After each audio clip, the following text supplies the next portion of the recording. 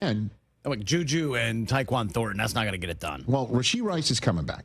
Right, but that's still 5 weeks away. I understand that.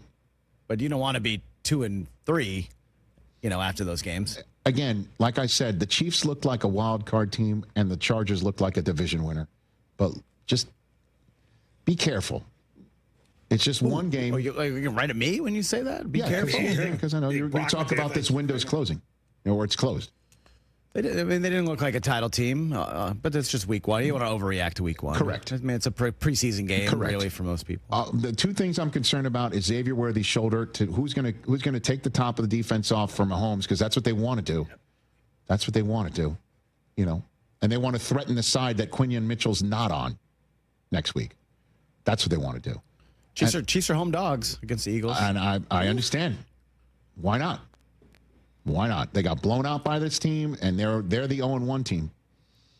But all I know is that they still have a ton of, they got a ton of championship caliber players and a top-notch coaching staff to figure it out. I'm just concerned about the discombobulation I would sometimes see on defense, and then the arguing.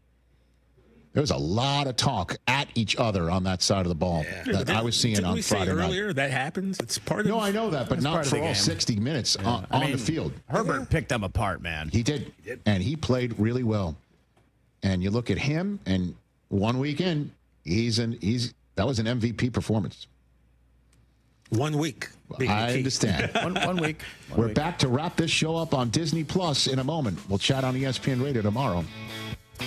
From kickoff to cash out, ESPN Bet has the tools you need to score more on game days. Bet smarter with stats at your fingertips. Get personalized parlays built just for you. And with your fantasy team synced right in the app, you can back your squad. Right now, new customers get $100 in bonus bets when you bet $10. Sign up with promo code USL to get started. Must be 21 plus. Gambling problem? Call 1-800-GAMBLER. Terms and conditions apply. See app for details. Offer not available in New York. The John Deere Gator XUV lets you cut, pack, drive, scout, weld, stack, feed, pull, load, tow, spray, and haul, all in a single day. Because with the highest cargo box volume in its class, customizable features, and a towing capacity of up to 4,000 pounds, it gets the job done. You just have to get in the seat. Learn more at your John Deere dealer or visit johndeere.com/Gator XUV. You're in a 4-minute break.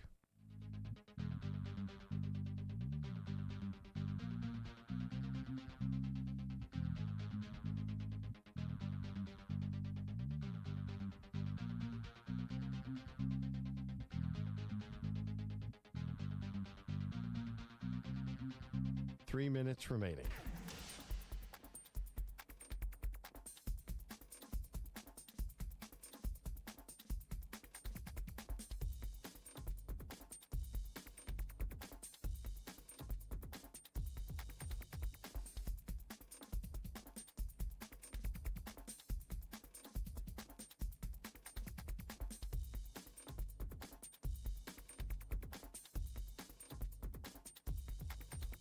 Two minutes, 30 seconds remaining.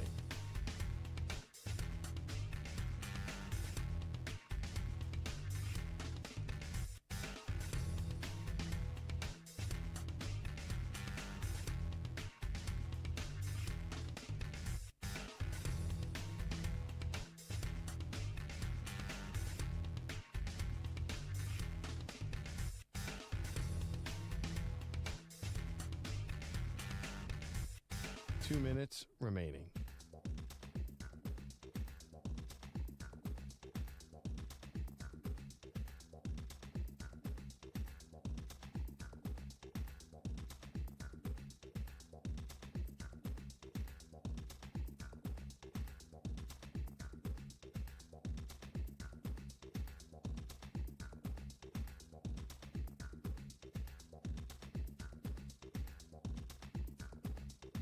One minute, 30 seconds remaining.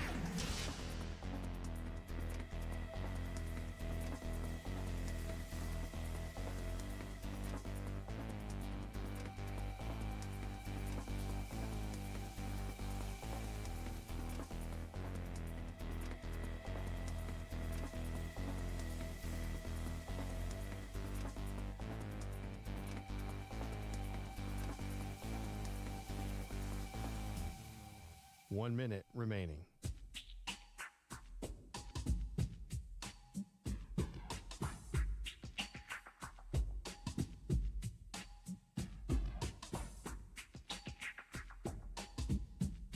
"45 seconds remaining.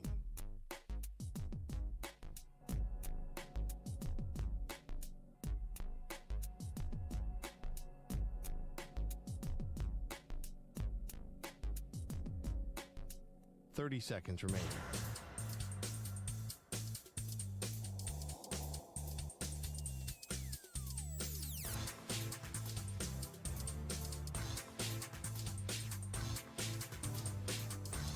"15 seconds.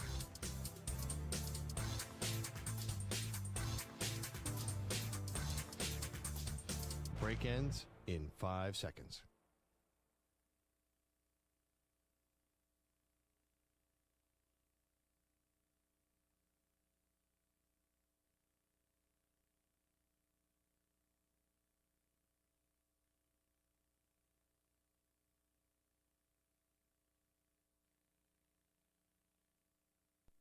To infinity and beyond. He's live. He's nationwide. This is the Zach Gelb Show.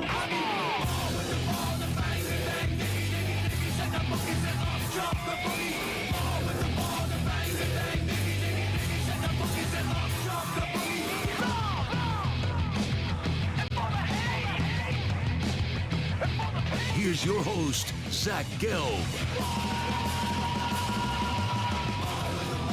Live from the place where you get out overly ostentatious studios of the Infinity Sports Network here in beautiful New York City, sitting on top of the 10th floor of 345 Hudson Street. Welcome on in to what is a Monday edition of the Zach Gelb Show across all the great local Infinity Sports Network affiliates, Sirius XM, Channel 375, the free Odyssey app, the iHeartRadio app, and also streaming live on YouTube. 888-710-4ISN is the number to jump on in. That's 888-710-4476. You could always get at me on Instagram, where I'm straight flexing, or via the good old cesspool of Twitter, at Zach Gelb. That's ZACHGELB. Coming up at the top of the hour, Colts linebacker Zaire Franklin is going to join us. How about the Indianapolis Colts yesterday?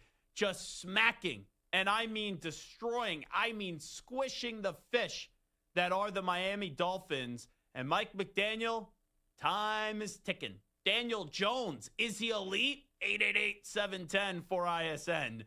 We'll have some fun with Zaire Franklin coming up at the top of the hour. And then Channing Crowder is going to join us. The former NFL linebacker, played for the Dolphins, also played for the Florida Gators. So you look at that, it's kind of a double whammy, as the Gators are in a problem, and they have a dead man walking as their head coach, and Billy Napier, who's now 20-20 on his career at Florida, and then Channing Crowder's old NFL team also has a dead man walking, and that's their head football coach in Mike McDaniel. So a whole lot to get to today, but I got to start off with the mayhem that we saw last night. Don't get me wrong. The 1 o'clock and 4 o'clock window was awesome. Steelers and Jets, fantastic. You got to see that Falcons and Buccaneers game. Awesome. You got to see the Browns-Bengals, how I thought the craziest stat was the Bengals only had 7 yards in the second half, and they still won a football game. We got to see the 49ers and the Seahawks come right down to the wire. An incredible play at the end of the game between the Rams and the Texans. We saw a lot of football yesterday. Sure, some of it was sloppy, but some incredible, awesome, ridiculous, out-of-this-world type of endings where everyone just did what everyone does. Oh, it's so good to be back. But what transpired on Sunday Night Football, it was unbelievable. And there's 3 stats here that really encapsulates how unbelievable it was. Benjamin Solak. The Ravens have now lost 8 games since the 2021 season in which they at one point had a win probability of at least 90%. That's 3 more than the next closest team. ESPN Stats and Info. The Ravens had a 99.1% chance of winning against the Bills with 4:48 left, according to ESPN Analytics. And then from The Athletic, John Harbaugh has now blown 17 double-digit second-half leads. So you look at what we saw between the Ravens and the Bills, It went from today, which was supposed to be, right, are the Ravens the best team in the NFL? Is Lamar Jackson, Derrick Henry, DeAndre Hopkins, and John Harbaugh, are they going to have a team that beat Buffalo in the regular season, could beat Buffalo in the postseason, and also defeat the Kansas City Chiefs in the postseason, with the Chiefs losing to the Chargers to start off the season in Brazil on Friday, and the Chiefs having their own problems, right? That's what this show was going to look like. Oh, maybe Josh Allen didn't deserve the MVP last year. Oh, look how much of an athletic freak Derrick Henry is. That's what this show was going to be. And you know what the other side would have been? Oh, Buffalo. McDermott got problems on that defense. That defense can't stop a nosebleed. Did the Bills miss their championship window? Right? Those were the takes that were being authored. Those were the takes that were getting saved in the drafts. Those were the takes that were getting written and jotted down for the majority of that game and also the majority of the second half.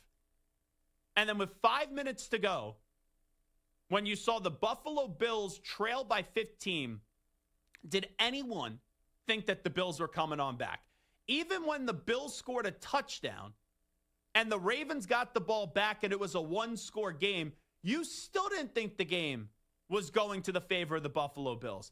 And even when, after we saw Derrick Henry fumble, and it led to the Bills putting the ball in the end zone, and then they did a play, a two-point conversion play, which, quite frankly, I just did not get, where you're just going to throw it up to Keon Coleman, and I get it, Keon Coleman is improved, but you're going a 50-50 ball there when you could have opened up more of the field. And when that moment, it was 40-38, it was, okay, valiant effort, really close, but that's it, right? The Ravens are getting the ball back. I was a little bit surprised that McDermott elected to kick the ball off. I thought maybe he would do an onside kick. But then the Baltimore Ravens went 3 and out. 3 plays, 7 yards, and only 32 seconds ticked off the clock. And then the Buffalo Bills get the ball back. All they need is a field goal. And I thought for a second, Keon Coleman, by the way, and that Hellcat bat with Deion Dawkins, that whole bet where whatever the numbers were that Deion threw out there, I thought he was about to get a second touchdown. And then he got tackled.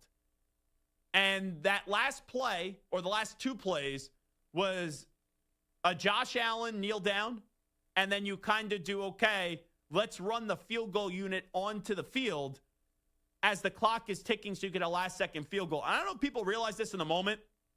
It's a 32-yard field goal, unless if you're an Atlanta Falcons fan today or a Cleveland Browns fan today, you're assuming that's a chip shot. 32 yards. It's tough to miss it. That kick was almost blocked. And that kick not getting blocked, and Matt Prater, who was on a couch somewhere a week ago, and then Tyler Bass has this injury, and he's talking to Josh Allen and showing Josh Allen, his son, I guess, plays quarterback. That kick not getting blocked and that gag job by the Baltimore Ravens, it honestly may end up being the difference at the end of the year. And I know it's only 1 game, but it gives the Bills a tiebreaker. It could be the difference on the number 1 seed in the AFC. Like, I know we say, the first week of the season, for the most part, 1 game isn't going to make or break a team. But that could determine that the Baltimore Ravens could be the difference if they had to go to Baltimore or they have to go to Buffalo when they inevitably play the Bills in the playoffs. That could be the difference right there. So that was a miraculous game, and I got a few takes off of it. Here are my takes. So I'm not going to sit here and say after 1 game that Patrick Mahomes is no longer the best quarterback in the NFL. Patrick Mahomes, to me, is still the most feared quarterback in the NFL. He is still the preeminent quarterback in the league. We see the MVPs that he's won. We've seen the Super Bowls that he's won. We've seen all the crazy comebacks that he's authored. And then also, we've seen his Super Bowl MVPs too. I still believe the most feared player in the NFL is Patrick Mahomes. But if you say to me, Zach, who's the best playmaker in the NFL? You could tell me Saquon Barkley. You could tell me Justin Jefferson. You could tell me Jamar Chase. You could tell me Derrick Henry. You could tell me Lamar Jackson, right? Just listing a few. The answer is Josh Allen. Josh Allen is the best playmaker in the NFL. Josh Allen turns garbage into gold week in and week out. Josh Allen lost Stephon Diggs. He got better. He won an MVP. You go into this season, don't get me wrong, the Bills have some nice options. They got some nice weapons. James Cook is a good back. Keon Coleman, I think, is a young up-and-coming player. Maybe Dalton Kincaid puts it together this year. I like Khalil Shakir. I do. There's some guys I like. But there's no number one on the Buffalo Bills. There's no player on the Buffalo Bills that you sit there and you go, okay, from the skill position standpoint, the Bills have an elite player. The Bills don't have a Derrick Henry. They don't. The Bills don't have a Saquon Barkley. The Bills don't have a Jamar Chase. The Bills don't have a Justin Jefferson. And what Josh Allen does week in and week out, it is flat out ridiculous. And when they lose, I know we usually either slam the quarterback or the coach. It's rarely Josh Allen's fault when the Buffalo Bills lose a game. So I'm not going to sit here and call you an idiot and a moron and a dope if you tell me Josh Allen's the best quarterback in the league. I wouldn't sit here and call you an idiot, a moron, and a dope if you tell me it's Lamar Jackson or if it's Joe Burrow. I'm still going to tell you it's Patrick Mahomes. But in terms of turning garbage into gold and being the best playmaker that the NFL has to offer, I got to say it's Josh Allen right now. And what he did the other night, it's Superman. It is heroic. That game was a 99.1% win probability late in the fourth quarter for the Baltimore Ravens. And it's stunning. That's a game where I'm not a fan of the Ravens or the Bills, right? I don't got any skin in the game. I don't got a dog in the fight. And that's a game, once it ends, you sit in your bed or you sit on your couch, wherever you're watching, and you just say, wow, wow, wow. And that game basically paralyzes you, where you are just lying on your couch after the game because you don't know what the heck just hit you. The Baltimore Ravens last night, they had victory. They had the victory. And they snatched defeat from the jaws of victory. They snatched defeat from the jaws of Josh Allen. That's insanity what transpired. And that's how we start. Like, look at what we had yesterday, folks. You had Justin Fields playing great. You had Aaron Rodgers playing great. You had Jalen Ramsey delivering an epic hit on Garrett Wilson to end the game. If that was the highlight of week one, I think we all would have taken it. You got a crazy storyline where in Indianapolis, Daniel Jones looked great. Mike McDaniel looks like he is the biggest dumpster fire in the league. And Tua, he looked absolutely lost in the game. And Tyreek Hill was already freaking out on the sideline. That's a good secondary story, right? If you said to me as a talk show host, Zach, after week one, here's what I could guarantee you. You got a mess in Miami. Daniel Jones played great. Aaron Rodgers and Justin Fields had an epic duel. I'd probably sign in the dotted line for it. Thursday night, you had Jalen Carter spitting on Dak Prescott. Friday, you had Justin Herbert doing what we all asked him to do, and that's win a big game and tell Kansas City to bleep off. We had that too on Friday. Yesterday, the Browns somehow lost the game when they only allowed 7 yards in the second half. That's crazy. Brock Purdy, after an interception, throws a touchdown pass. Whoever this Tanja's guy is, whatever his name is, I don't even know how he still caught the ball. I'm like, who the heck is that? Think about what we got yesterday. The play at the end of the Rams game, the peanut punch, and then our guy, Braden Fisk, no one's talking about the recovery. He was like Air Jordan recovery in that football. All that stuff that I just mentioned. And let me be real about it. It was effing awesome. It was. You know, I know my Patriots lost yesterday, and that's not the most memorable game, but how about the range of emotions in that one? It looked like the Raiders are going to blow out the Patriots. And it looked like the Patriots are going to blow out the Raiders, and then the Raiders asserted their dominance up against my football team. How about the ending between the Falcons and the Buccaneers? Oh, and by the way, what about the Packers smothering the Detroit Lions?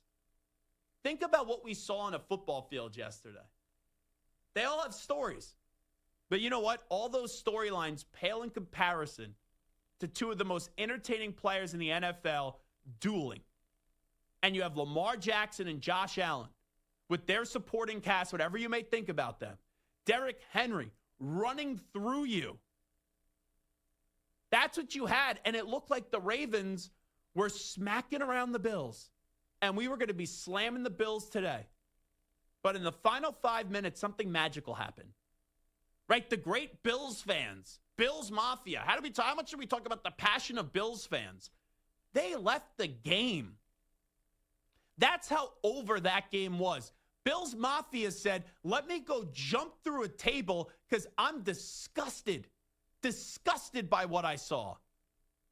And then they were jumping through table in elation and shock where you get a touchdown, Ravens get the ball back. Derrick Henry, who went from hero to zero, which is crazy to say off the game that Derrick Henry had, but he fumbles the ball. Bills score. They don't get the 2-point conversion. They get the ball back. And then Matt Prater, right? It's way past his bedtime. The old man still got some magic, and he hits the game-winning field goal. And oh, yeah, by the way, what do we have tonight? Think about the takes that could transpire from tonight where you have Ty Dunn having a brilliant piece on Caleb Williams and all his problems. And you have Caleb Williams and Ben Johnson, a huge storyline, going up against J.J. McCarthy and the cold like Minnesota Vikings. Oh, boy, folks. This is wild. And it's only week 1. Usually they say, right, save the best for last.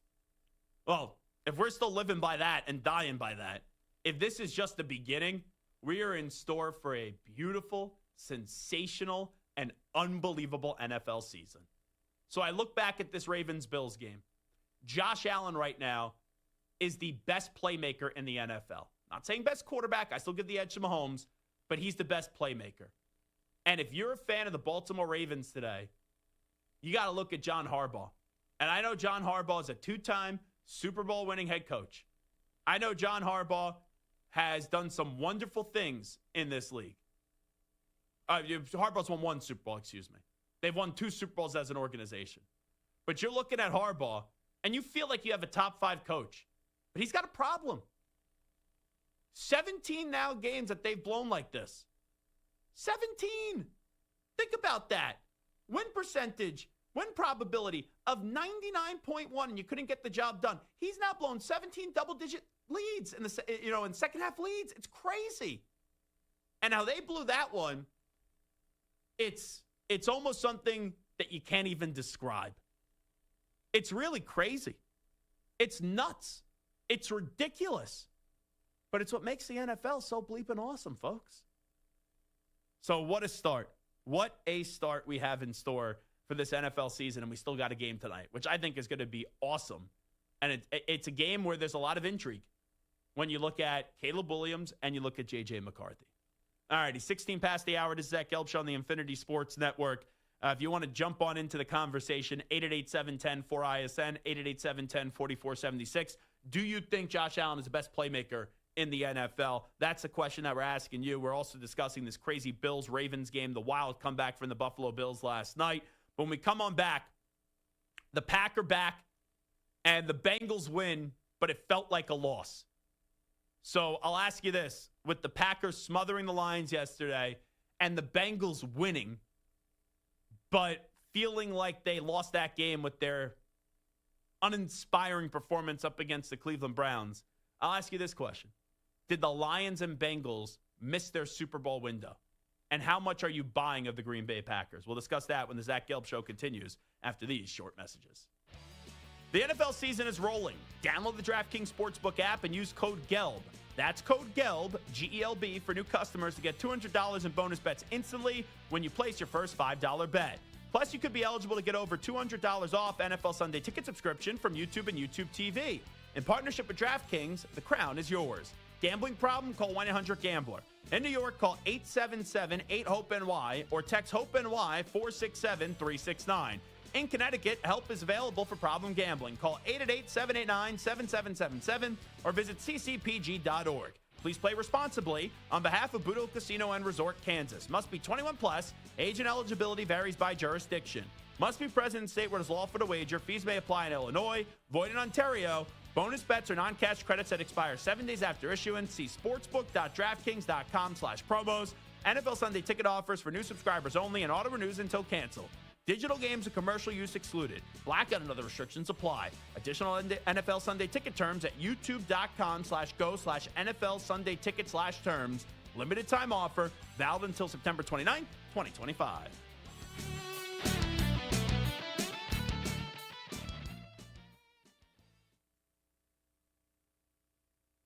You're in a 4-minute break.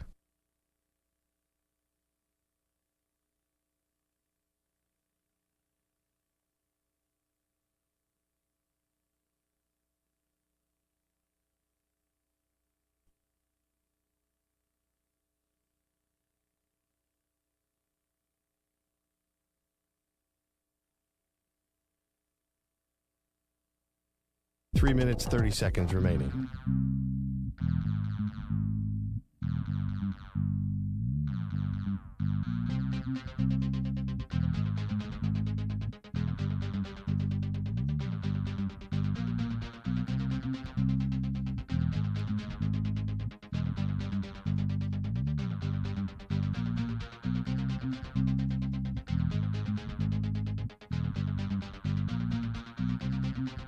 Three minutes remaining.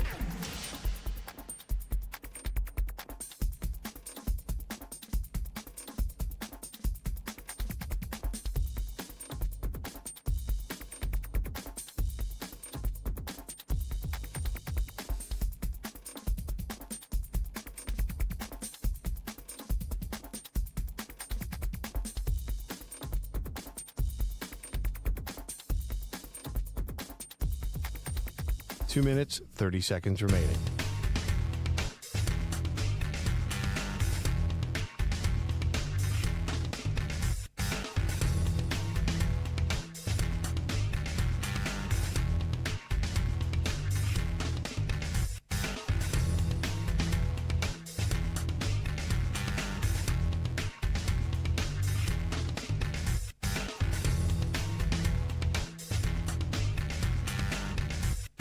Two minutes remaining.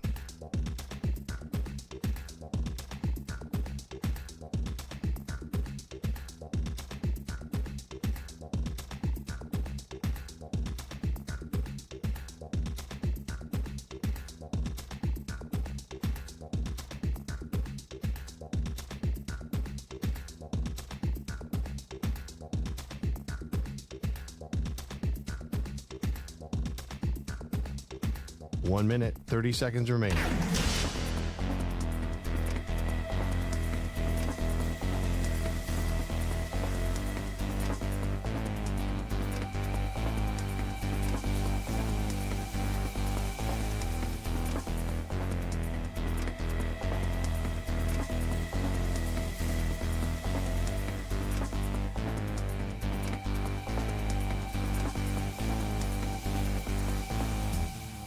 One minute remaining.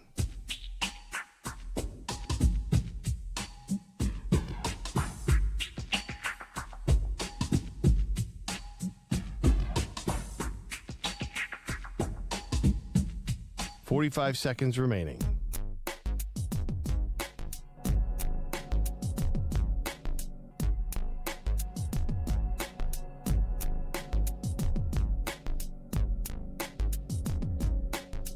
Thirty seconds remaining.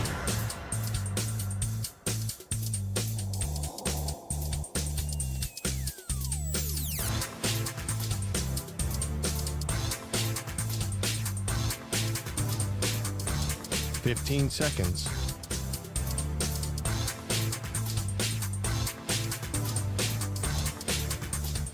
Break ends in 5 seconds.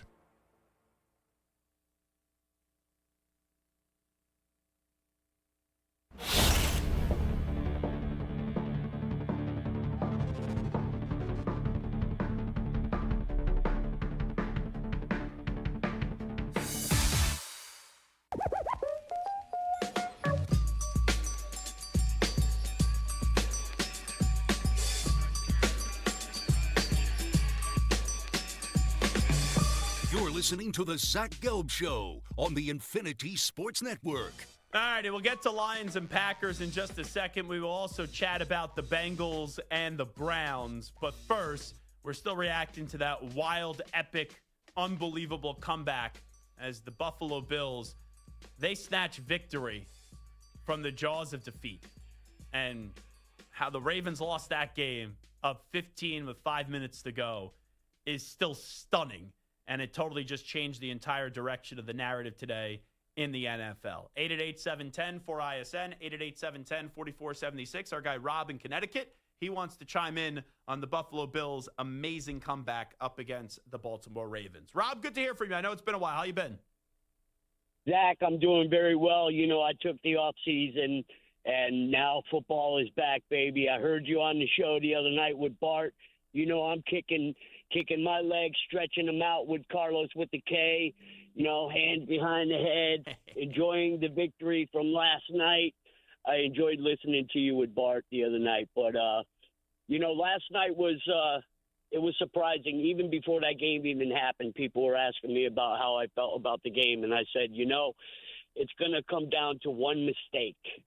And if that mistake is made and whoever can capitalize off that mistake. And when Derrick Henry fumbled that ball, there was the mistake. And Buffalo capitalized. You know, it's funny because Josh Allen is not really my favorite player on that team. I love the fact that he's my quarterback. But, I mean, I'm more defense. And I was hoping that our defense was going to shine a little bit more. But we still got a long season to go. But, listen, all credit to the Ravens. Derrick Henry's a beast. Yeah. And it was just very enjoyable. But, you know, I know Bart's happy with Green Bay putting a beat down on the Lions. And, you know, one of the things the other thing I wanted to say is tonight, I like Chicago tonight. Seriously, I think Chicago's going to do some damage against the Vikings tonight. So with that, I just wanted to catch up with you. It's always a pleasure listening to you, and I'll be listening more often. It's football season, baby, and good luck to your New England Patriots. Drake May's a beast. Yeah. You guys are going to be coming up. Well, Rob, we appreciate it. Thanks so much. Always great to hear your voice. I'm not going to say Drake May's a beast. I do think some of the criticism is a little silly yesterday. He played a good first half, and he didn't have it in the second half. I'll get more into the Patriots and the Raiders and giving Stu, right, his team his praise coming up in just a bit. But another thought that I had in that game was when you get back to the Ravens and the Bills. You guys know the way that I think of Tom Brady. He's my favorite athlete ever. The greatest quarterback rivalry that I've ever seen. Tom Brady against Peyton Manning. What we saw last night between Josh Allen and Lamar Jackson, it gave me a feeling of that felt like Brady versus Manning. And I know that we probably compare more so Brady versus Manning to Allen and Mahomes. You know, I know Allen and Burrow Mahomes and Burrow have been thrown in there a little bit, but the Bengals haven't made the playoffs the last few years. But because of the epic playoff games that we've seen between Josh Allen and Patrick Mahomes, that gets more of the Brady and Manning comparisons. But with how great both quarterbacks were last night, it did give me a feeling of not only Brady and Manning, but also one game in particular.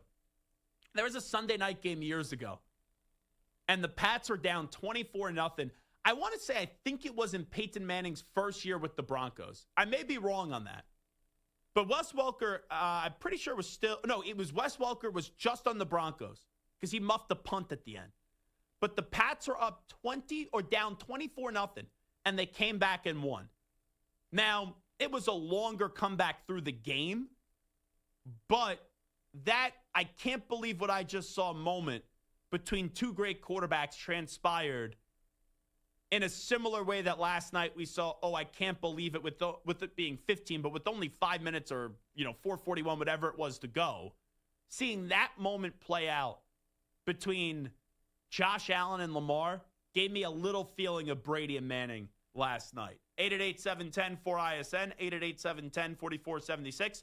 The friendliest caller to the Infinity Sports Network. He goes by Big Friendly. He's in California, and he's next up on the Zach Gelb Show. Big Friendly, what's shaking, my man? Zachary Doodah, how you doing this afternoon, my man? Thank you for taking my call. Fantastic. We got football back, and we got Big Friendly on the line. How could today be a bad day? Oh, it's a great day because I don't know if you watched the Rams game yesterday. Yeah. The Ram game yesterday, but they had Stroud running around like he was trick-or-treating. He had nowhere to go. But that kid is very good under pressure. I didn't realize that. But when I watched him for the first time yesterday, he's going to be something to deal with if they get him offensive line.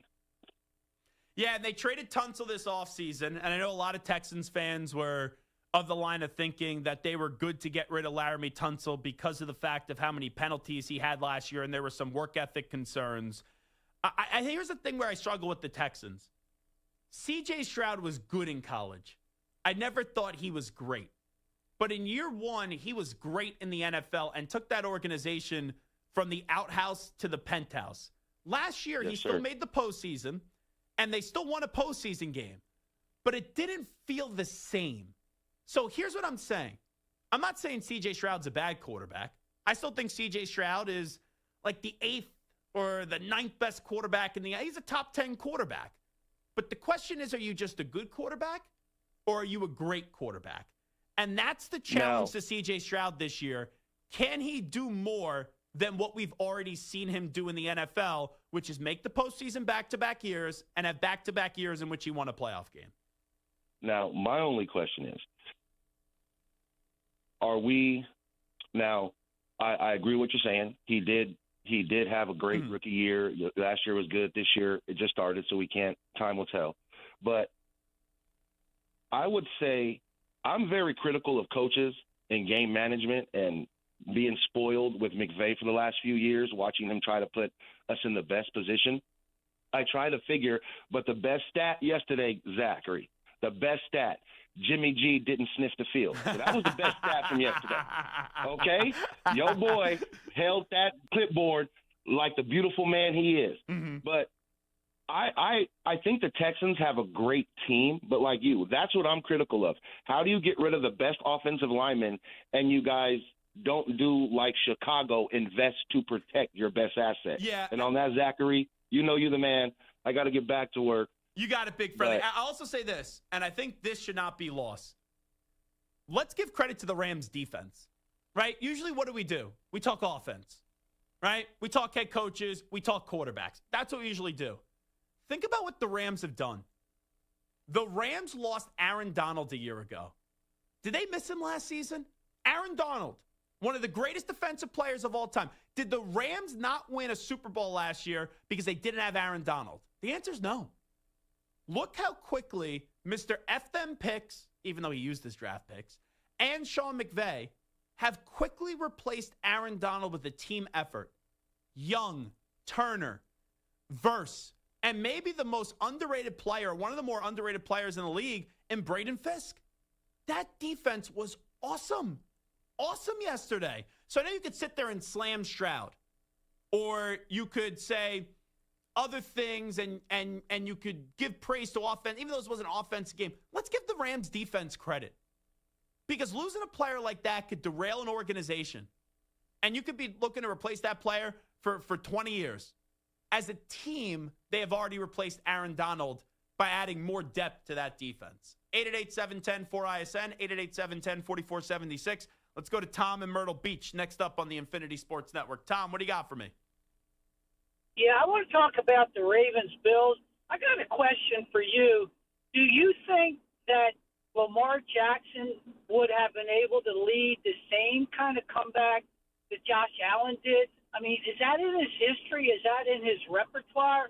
And I know there was the fumble by Henry everyone's talking about, but the Ravens still had a chance to ice the game with a first down here or there, and Lamar couldn't come through on that. And I'm just I don't think he provides the same sort of confidence that our team's going to win the game that other quarterbacks do.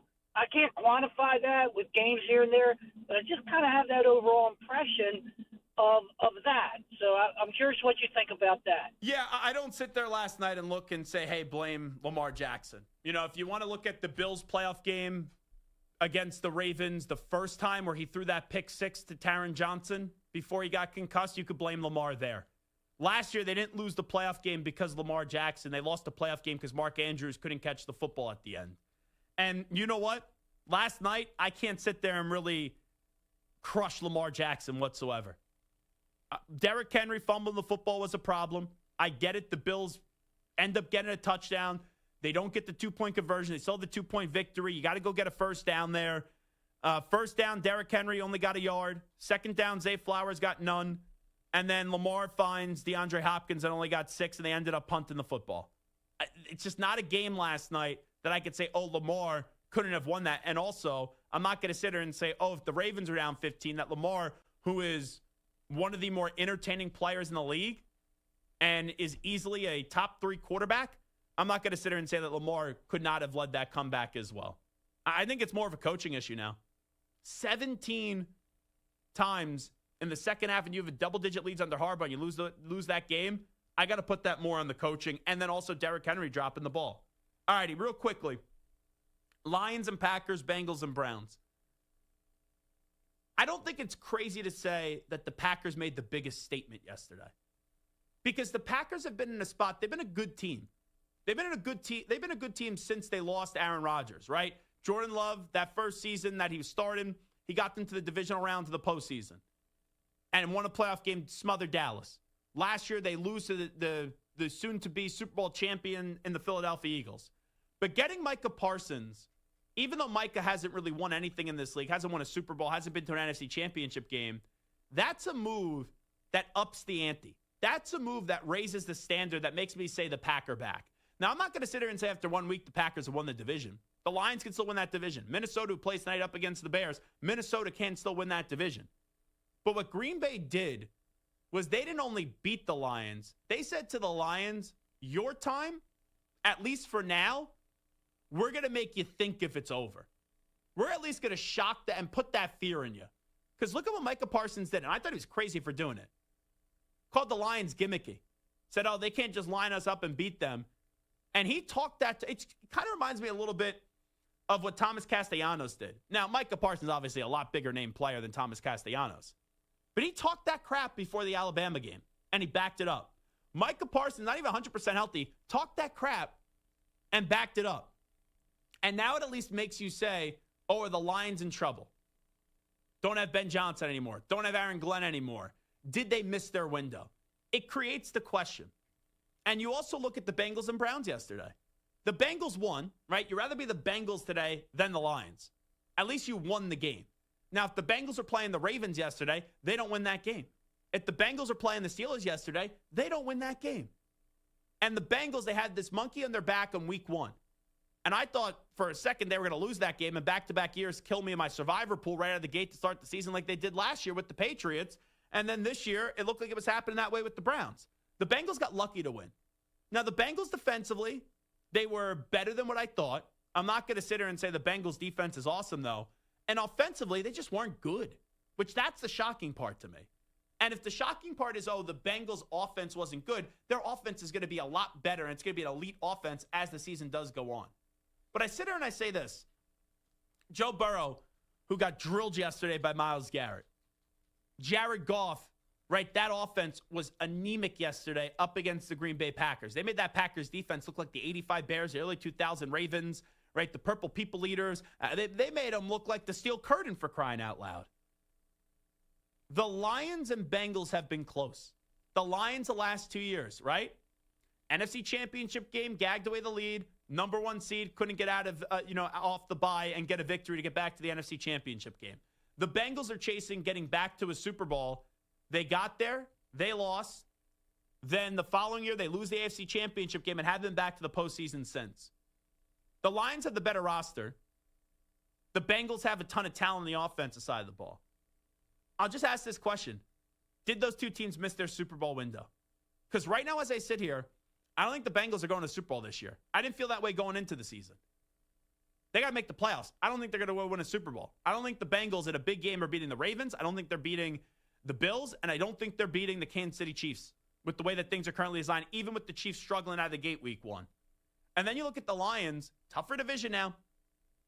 Tougher division. Still got the Eagles in the conference. Right? Who knows who's going to prevail between the Rams and the 49ers out in the NFC West.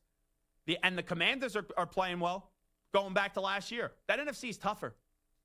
And I look at the Lions, an organization that feels cursed, and what transpired, how close they were the last 2 years. I do now start to wonder about the Lions and the Bengals. Did they miss their window? And they may need to make bigger changes in order to get back to make me feeling, okay, you could go win a Super Bowl. Because what the Packers did yesterday, they marked their territory. And what the Bengals did was, all right, they got the win, but I don't walk away from that game saying, oh, my goodness gracious, the Bengals are back. It is Zach Gelb Show on the Infinity Sports Network. We got to a news brief on the other side. Update time first. Here's the Act Man, Rich Ackerman. Infinity Sports Network Sports Flash. And it's brought to you by Advantage Gold. Championships are built on defense, and so are winning retirement portfolios.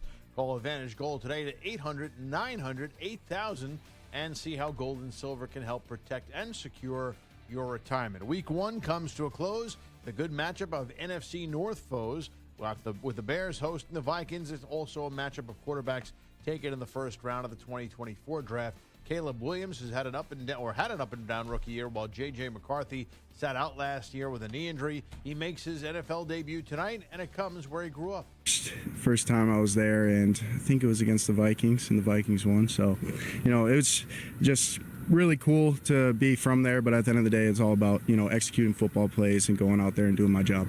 McCarthy steps into the lead of a team that won 14 games last year but came up short in the playoffs. The Bears won 5 games a year ago and play their first game under new head coach Ben Johnson. The 49ers have signed receiver Kendrick Bourne to a 1-year deal after Juwan Jennings was hurt yesterday. Saints safety Julian Blackmon could miss the remainder of the season after suffering a torn labrum. And Russell Wilson remains the Giants starter despite going 17 for 37 yesterday. I'm Rich Ackerman. The Infinity Sports Network is on your smart speaker. All you have to say is play Infinity Sports Network.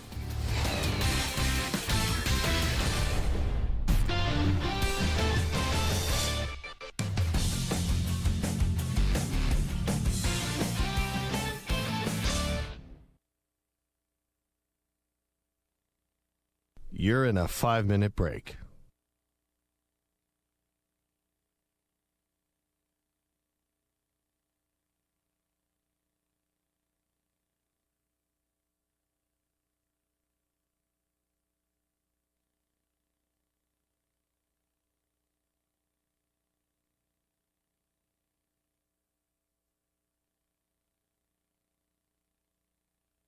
Four minutes, 30 seconds remaining.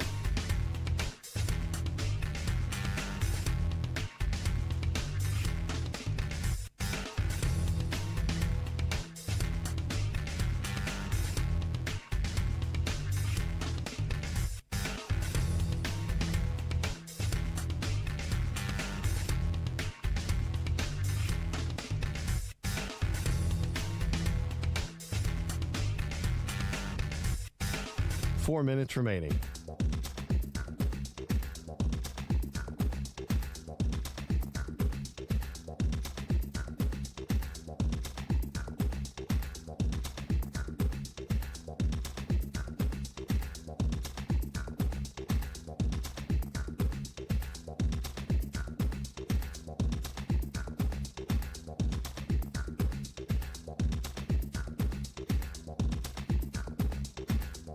Three minutes, 30 seconds remaining.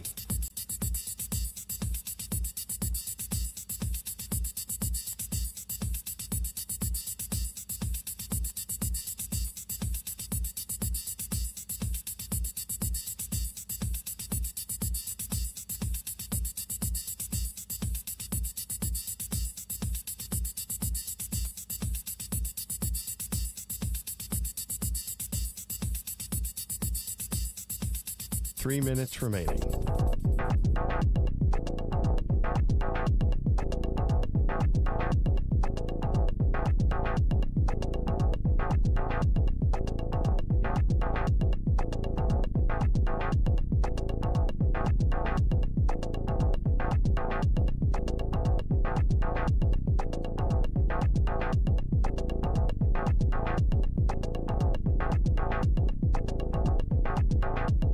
Two minutes, 30 seconds remaining.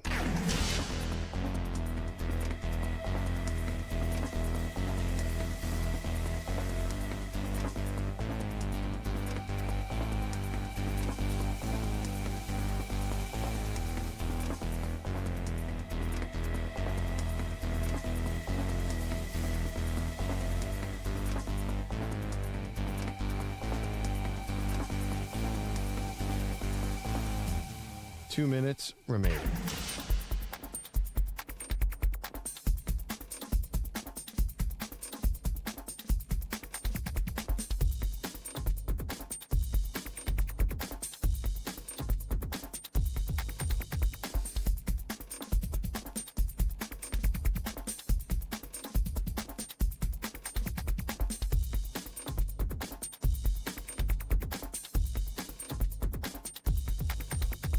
1 minute, 30 seconds remaining.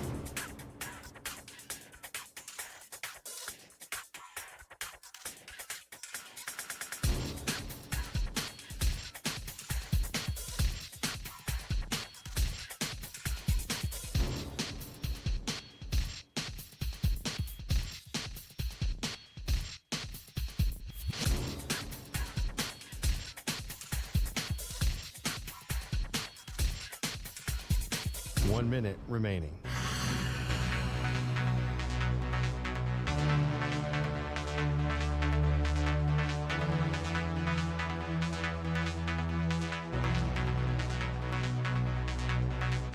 Forty-five seconds remaining.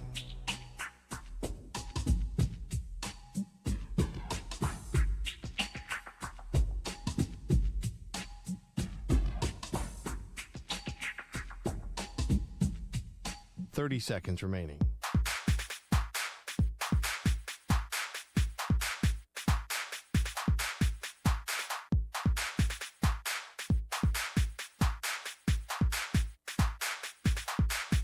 Fifteen seconds.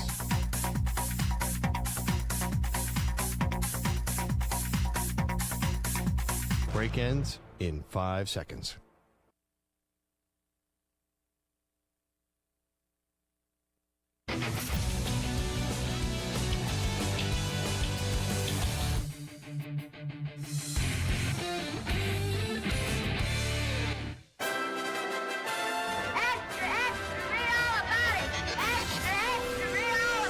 Time for your daily news brief. We get you caught up on the rumors, reports, and reconnaissance from the day in sports.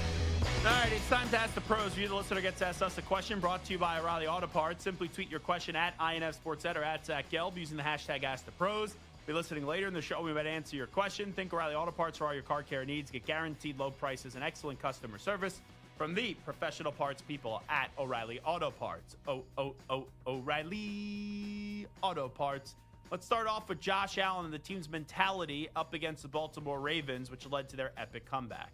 Obviously, we want to go out there and execute each and every play. We knew that we were capable of doing more. And Joe Brady always talks about the reward for doing is the opportunity to do more, and that's what we had tonight, and we took advantage of it. And let's get to Sean McDermott on the team's big comeback. Whenever you're trying to start a season as a coach, you know, it's important that you get that you can win a close one, and because it helps the buy-in, and got a lot of new faces in that locker room, and guys got a chance tonight to experience coming together as a team for the first time and experience Buffalo, city of winners, right? So great win for our team, great win for our community, and Bills Mafia overall. So couldn't be prouder, happy for Matt just joining us here and being able to do that.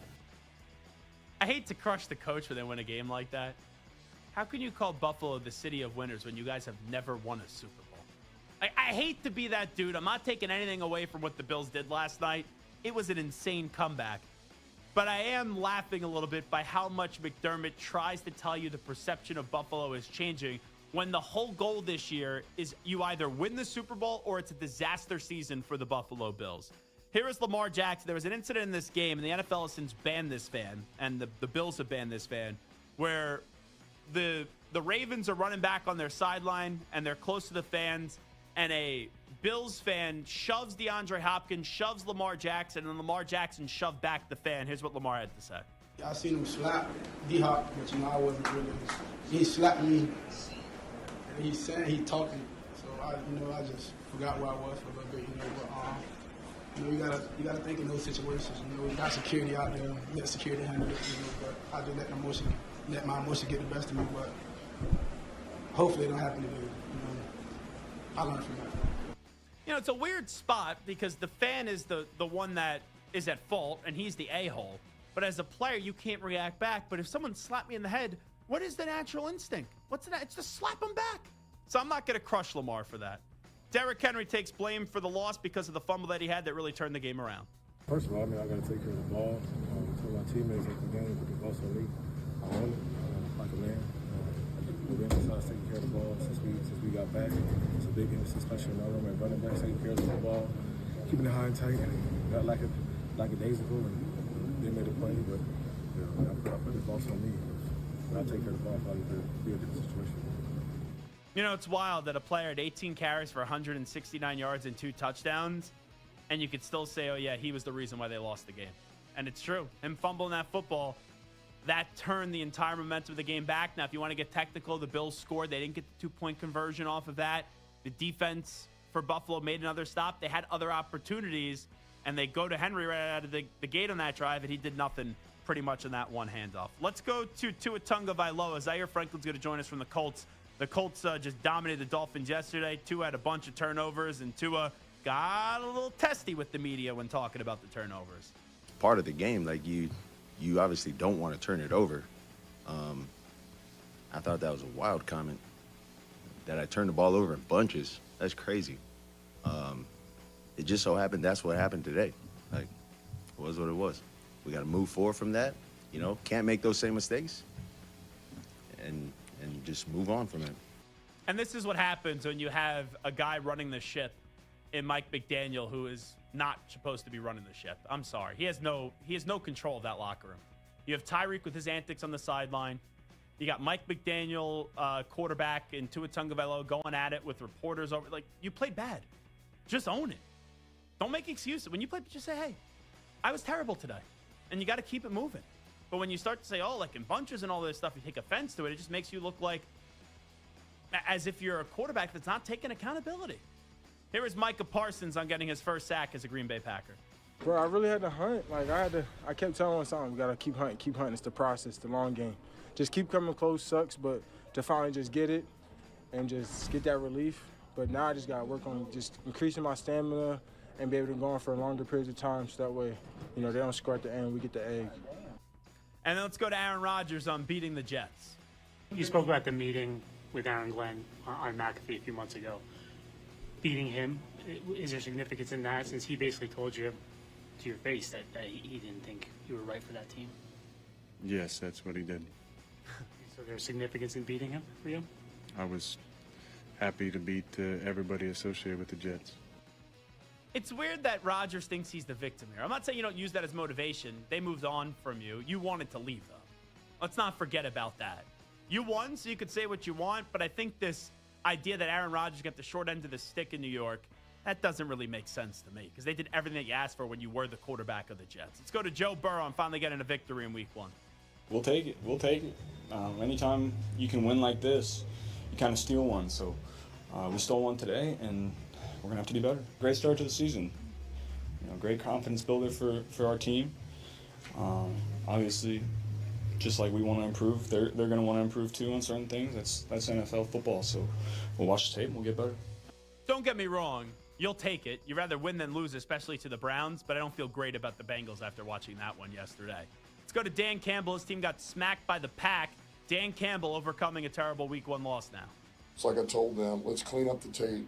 You know, we made some critical errors at the worst times possible, and you don't do those. You take those out of the equation, and it looks different. You know, you feel like it's going to be a totally different scenario, but we did make those critical errors at the worst time. So, man, we're going to learn from it. We'll clean it up. It gives us a little barometer where we're at, game 1, and that's okay. Next 2 weeks, though, are good. You get the Bears next week for the Lions. That's fun. You get the Ravens after that on Monday Night Football. So if the Lions want to win me back, you go beat the Bears, and then you go beat the Ravens. Let's go to Bill Belichick. There was this article that he banned the Patriots staff and scouts and all that stuff from going to the UNC facility. Let's hear from the hoodie on that one. Reports this week of New England Patriots scouts being banned from practice. Just want to give you the opportunity to comment on that and provide some sort of explanation on that. Yeah, well, no, it's clear that I'm not welcome there around their facility, and so they're not welcome in ours. Pretty simple.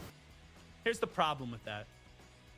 One of those scouts could be the reason why someone on your roster gets drafted. You're screwing over your kids when you're taking one team option off the table by the way that you're acting. It's petulant by Belichick. Mike Vrabel on the Greg Hill Show on WEI on Belichick saying he's not welcome at the Pats facility. Nothing surprises me. I would imagine that Bill, he came back for, the best of my knowledge, Tom's ceremony, so that I guess he's welcome back based on the fact that he was there. So I'll just go by that. Since his departure as the head coach here, he's been back, and I'll leave it at that. Kraft hasn't treated Bill the right way since his departure, but Bill is clearly petty here. And finally, here's Steve Sarkisian on Arch wincing in pain during the game where Texas did win. Arch Manning seemed to be having some throwing pains by the According to fourth who? quarter. Arch. Arch said that to you? No. Oh, according to who? It just looked like he was. He doesn't have any. Is there an explanation to why he was? It looked like that. I don't know. I've never filmed any of you guys when you're using the bathroom, so I don't know what faces you make when you're doing that. I do make some funky faces, Coach, if I'm just being honest. But it did look like when you see that video that your quarterback was hurt. But sometimes teams won't be honest there. I guess time will tell. Zaire Franklin from the Colts, who are 1-0, will join us next.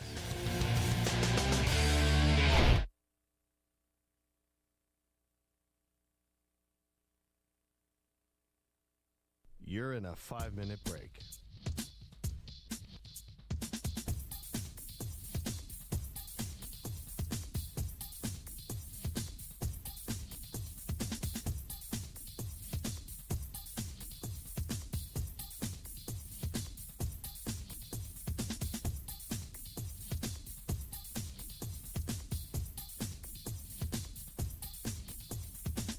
Four minutes, 30 seconds remaining.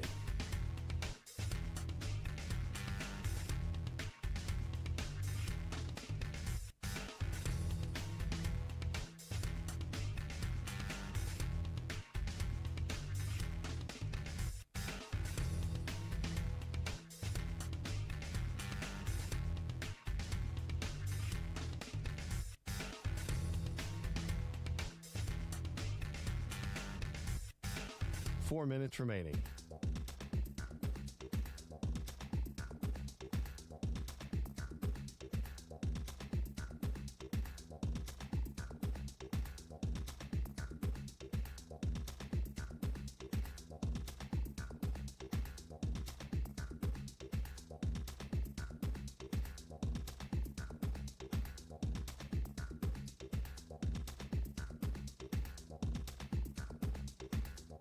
Three minutes, 30 seconds remaining.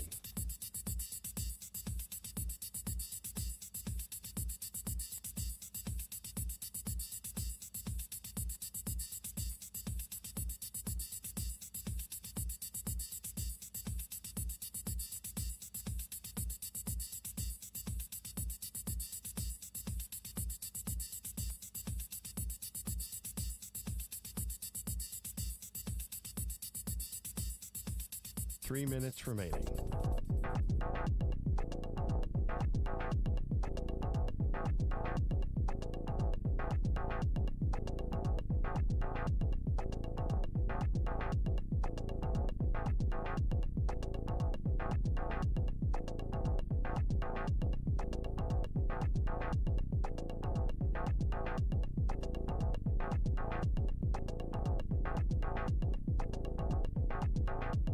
Two minutes, 30 seconds remaining.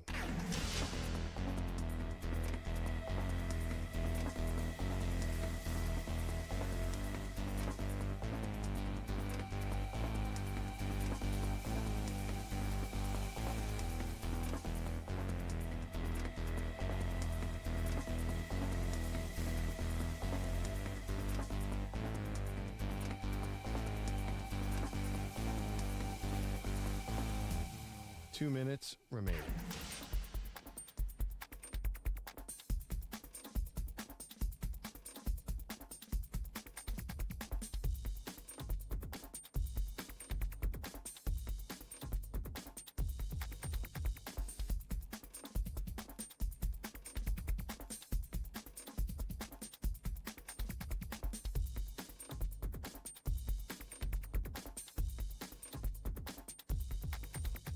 One minute, 30 seconds remaining.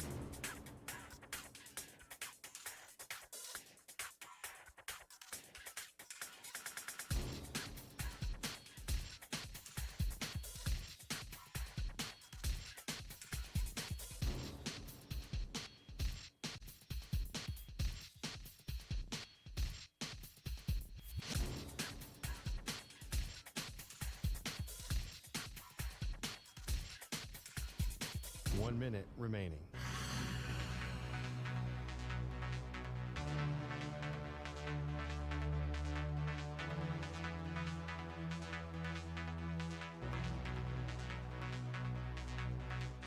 45 seconds remaining.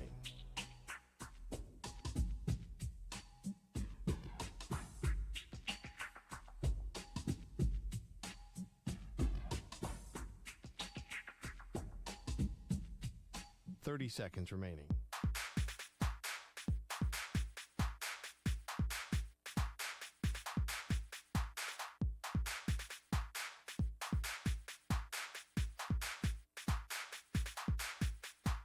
Seconds.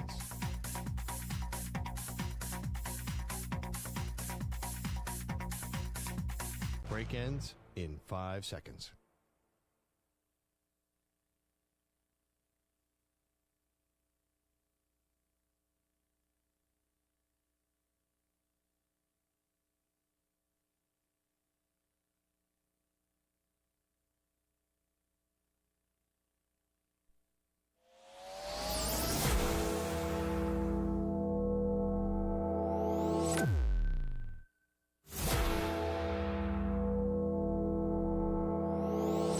Infinity and beyond.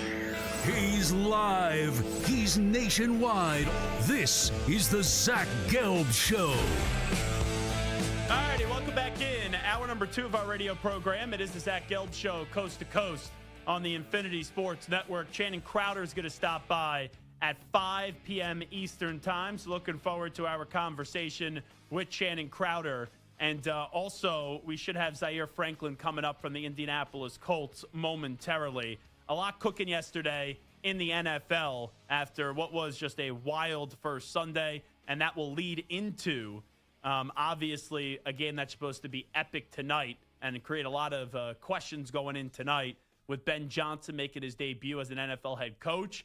And then also, what's going to happen with Caleb Williams and what's the immediate impact with Caleb Williams as the quarterback of the Bears, now having his guy at head coach. And then also, you look at the Minnesota Vikings, one of the more talented teams in the NFL. Brian Flores, awesome defensive coordinator.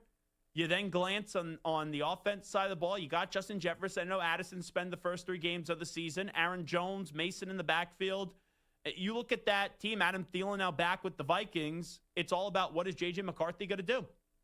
So that's a statement game for both teams tonight. The Bears could show you this is the start of a new era and make you truly feel that. And then for the Minnesota Vikings, we saw Sam Darnold last year, who did not look good yesterday with the Seattle Seahawks, and I'm not surprised by that. And they probably could have won that game. But J.J. McCarthy, I think, is a better quarterback than Sam Darnold. And Sam Darnold last year played at a really good level with the Minnesota Vikings. So let's see what the immediate return's going to be on J.J. McCarthy as he gets set to make his debut with the Minnesota Vikings for a game that actually counts. So you go through it yesterday. There's a lot of impressions. Field goal kickers clearly played a big role. You saw that with Tampa Bay and Atlanta. You saw that with the Bengals and the Browns. And then you saw it on the positive side with Matt Prater and the Buffalo Bills. But you look at yesterday, there was a lot of games that came right down to the wire, whether it was the Steelers and the Jets, and that was an epic game. Obviously, the comeback last night with the Buffalo Bills and the Baltimore Ravens, and how the Ravens, with 5 minutes to go, were up 15, and they lose that game in regulation. 49ers and Seahawks right down to the wire. Nice bounce-back ability by Brock Purdy after throwing a pick, then finding a way to get the ball in the end zone. Packers make a big statement, blowing out the Detroit Lions 27-13. Rams defense prevailing up against the Houston Texans. We had a very good start to the NFL Sunday, but I'll tell you, how about what Daniel Jones did with the Colts?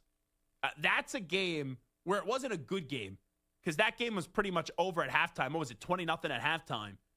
But how flat the Dolphins were, how lost Tua Tagovailoa looked, and how Tyreek was already having a freak out on the sideline, and it's inevitable he's going to be traded by the end of the season. And by the deadline, he's definitely going to be traded. And then it leads into, as well, the Colts scoring on every possession that they had. It's wild. I didn't think we'd be sitting here today hyping up Daniel Jones. But Daniel Jones in that game was 22 of 29 for 272 yards, had a passing touchdown, and also had 2 rushing touchdowns.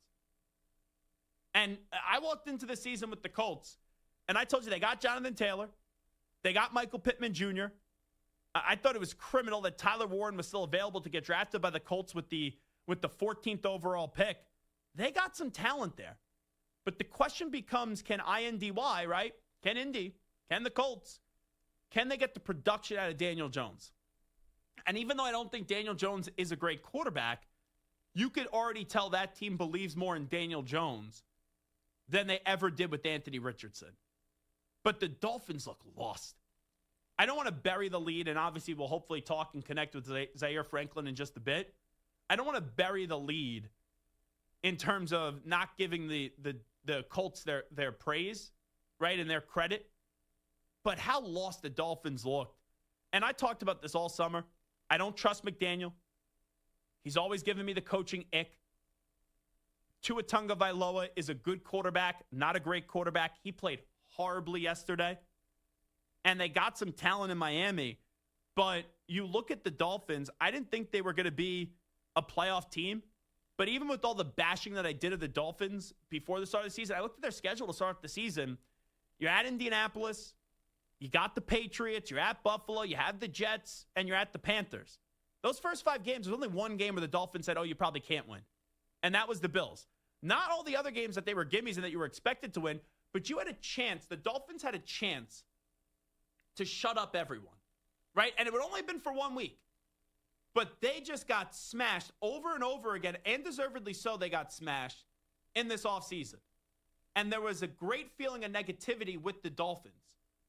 For them to have that lack of a good performance yesterday and be that dull and be that rancid and have that much of a lack of effort and it almost looked like they didn't care, I don't think it's wild to say that Mike McDaniel's already lost this locker room. He's got no control over the locker room. And there's players, coaches, and then there's doormats. Mike McDaniel is a doormat. And I just don't see this thing turn around. Like, they need a win in the worst way up against New England. They need a win in the worst way up against New England. And I'm not even that optimistic on my Patriots after what I saw yesterday. But how could you feel good about the Dolphins right now? And the Dolphins have actually had a ton of success in the last few years up against the New England Patriots. But that was a terrible, and I mean a terrible first impression. And I don't think it's a matter of if Mike McDaniel's going to get fired. It's just going to be when. And if he survives the entirety of the season, I'll be surprised at this point. There's a reason why he's the odds-on favorite right now before the season started, and clearly I'm sure it's only gone more in the favor, right, of him getting fired after what we just saw the other day. Like, if you want to tell me the Colts are going to win that game yesterday, it wouldn't be crazy. It wouldn't be nuts. But 33-8, that's more of, oh, the Colts just whipped our ass. There's more to that. That's extremely telling. And if there was a team that needed a win in the worst way to start off the season, it was the Dolphins. Because now there's a lot of drama there.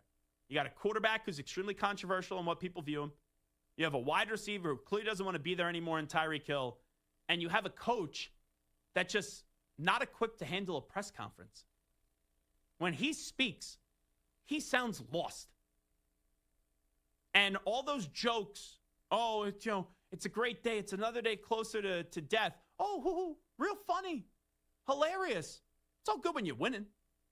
When you lose, though, you make that a reality TV show. You make that a circus. And it's not as if that division is great. Like, yeah, the Bills are the best team, but you should still be on paper the second best team in that division. I know the Patriots didn't really leave you with much to be inspired about yesterday. The Jets, actually, their defense wasn't good. But offensively, Justin Fields looked good. But right now, you're looking at the Dolphins, and you're sitting there, and you're saying to yourself, it seems like the apex of this group was getting into the postseason. Right? Getting into the postseason up against Kansas City. And then because it was too cold, your offense did nothing. That's the highlight of this Dolphins run. And I know people say, oh, what about the time they put 70 points on the Broncos? Sure. That's one game. It's impressive, but it's one game. So the schedule's not impossible through week 5. But after seeing what we saw yesterday, how could anyone sit there and tell you, oh, I feel good about the future of the Miami Dolphins? The only way you can feel good about the future of the Miami Dolphins is if you're just a fan that has just blind loyalty to this organization. And you look at the state of Florida right now, the U playing well to start off the season, right? Mario Cristobal had a huge win up against the Notre Dame Fighting Irish. Florida State, I know 2 years ago they were the talk of the college football world. Last year they had 2 wins. They already have 2 wins to start off this season, one of them up against Alabama. And then you get to the Miami Dolphins. Then you get to the Florida Gators. You know, look, even USF, they beat Boise State, and then they beat Florida. And I'm sure UCF is somewhere claiming a national championship still. But you look at the Gators with Billy Napier, holy smokes. It's going to be a race. Who gets fired first? Mike McDaniel or Billy Napier? Because I know you could sit there and say, oh, well, Zach, Marcus Freeman, right, at Notre Dame last year, they lost to NIU. They still went to a national championship game. I'm not taking anything away from Notre Dame. They got back there. Their schedule wasn't murderer's row. It wasn't after they lost to NIU. Now, I'm not telling you that it was expected that they were going to go do that. But Florida lost to South Florida, and their schedule hasn't even picked up in intensity yet. Look at Billy Napier. At LSU. At Miami. Texas A&M. They're at College Station. And it's only October 11th after that game. They got to play Mississippi State. Sorry, Samter. How about what Mississippi State did to Arizona State? Oh, my goodness gracious. Looked like Arizona State was going to get blown out. Then it looks like they're going to win. And then a big touchdown. I didn't hear from Samter. I don't see that Sun Devils jersey today. You wore it last week. Who did you even beat last week? Who did Arizona State beat last week? Northern Arizona. Yeah, South Harbor Institute of Technology. You come in, the Arizona State, Kenny Dillingham, Sam Levitt, Jordan Tyson. You were paraded around the studio with that. You were like a peacock last week. We didn't even get a message from you. We didn't even hear from you Saturday night. We didn't. I almost called, your wife, and I said, can we just get a health and welfare check on Samter? I haven't heard from him. Didn't hear from you Sunday. And on Monday, we're gonna do studs and duds coming up at 5:40. First time we're gonna do that in this show. And I was like, let me mention a little Arizona State, or let me tell Samter that in a troll spot I reached out to Mississippi State to get their head coach on this week. And then, by the way, I still haven't even mentioned with Florida. They played Georgia, Kentucky, Ole Miss, Tennessee, Florida State. They lost to USF, and I get it, USF beat Boise. They now beat Florida. But look at those 2 teams in Florida right now. Gators, PU, Dolphins, PU. Disgusting. At least the U had a big win up against Notre Dame. At least they got that going for them. USF playing well. Florida State playing well. But let's be real. When you talk about the Florida Gators right now, and when you talk about the Miami Dolphins right now, it is a snail race. And you got Billy Napier, who in year 4, who's 20-20. In year 4, losing to USF now. And you got Mike McDaniel, both of them slowly racing. And I don't think either get to the end of the finish line this year. And the only reason Billy Napier is back is because they were afraid that they were going to lose DJ Lagway. This is ugly, ugly, ugly. All right, this is Zach Gelb Show right here on the Infinity Sports Network. We will take a break. We'll hopefully try to connect with Zaire Franklin before the show does end. Channing Crowder is going to join us at 5 p.m. Eastern Time. I believe when we come on back, we'll either talk to Zaire Franklin or we will go to onside, offside. But let's take that break now, and we'll be back after these short messages. The NFL season is rolling. Download the DraftKings Sportsbook app and use code GELB. That's code GELB for new customers, G-E-L-B, to get $200 in bonus bets instantly when you place your first $5 bet. Plus, you could be eligible to get over $200 off NFL Sunday Ticket subscription from YouTube and YouTube TV. In partnership with DraftKings, the crown is yours. Gambling problem? Call 1-800-GAMBLER. In New York, call 877-8-HOPE-NY or text HOPE-NY 467-369. In Connecticut, help is available for problem gambling. Call 888-789-7777 or visit ccpg.org. Please play responsibly on behalf of Budo Casino and Resort, Kansas. Must be 21 plus. Age and eligibility varies by jurisdiction. Must be present in state where it is lawful to wager. Fees may apply in Illinois.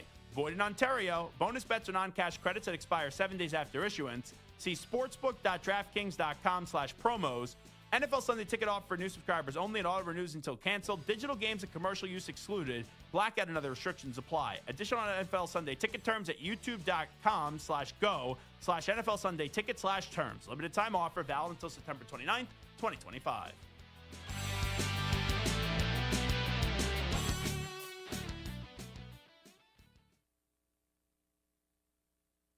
You're in a 4-minute break.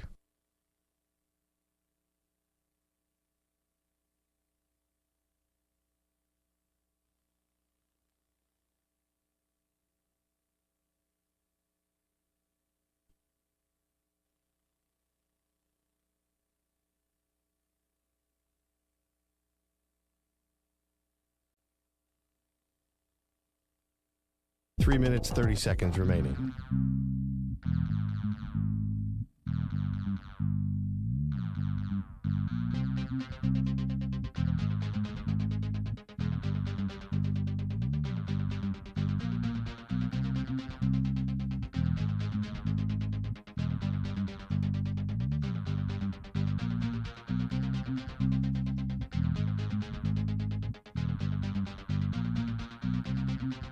Three minutes remaining.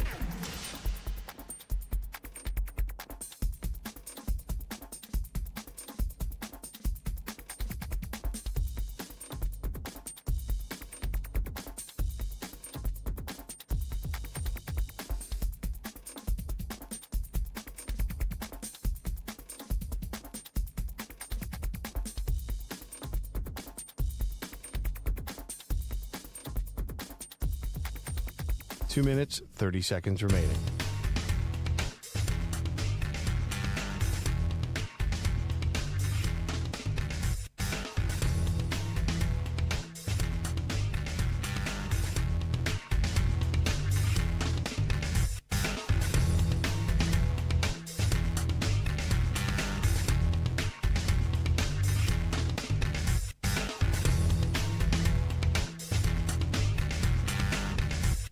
Two minutes remaining.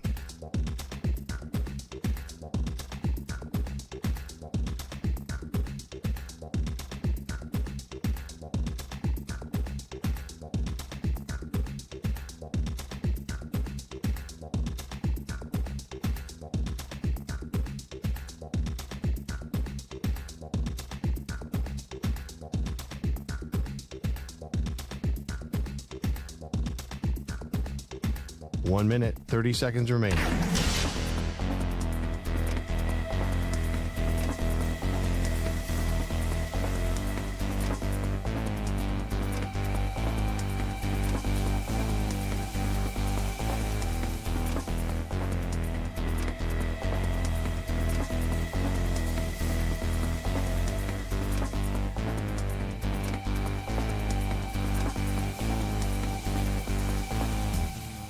One minute remaining.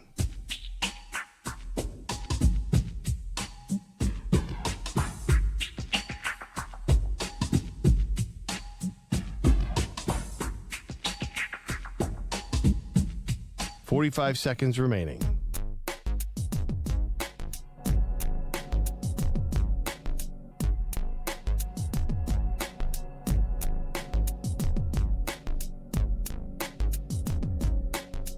.30 seconds remaining.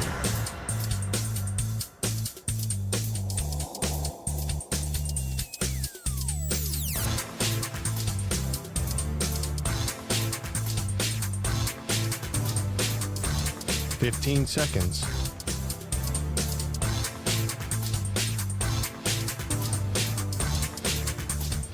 Break ends in 5 seconds.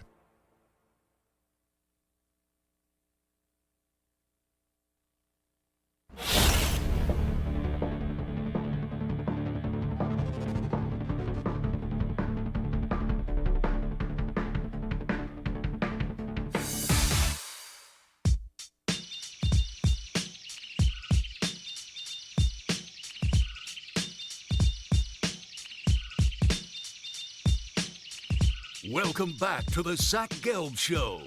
Alrighty, welcome back in. It is the Zach Gelb Show, coast to coast on the Infinity Sports Network. How about the Indianapolis Colts? They are 1-0 to start off the football season after blowing out the Miami Dolphins yesterday by a final score of 33-8. What a performance by Daniel Jones. Also, what a performance by the Indianapolis Colts defense. And Zaire Franklin, who is a captain and a part of that defense, is kind enough to join us right now. Zaire, first and foremost, congratulations on a Week 1 victory. We appreciate the time. How you been, my man? I'm good, Zach. Appreciate you having me on. Well, I appreciate you coming back on. So how about that defensive performance yesterday? It was a shutout for pretty much the majority of the game until late. But, man, you guys were flying all over the place yesterday making plays.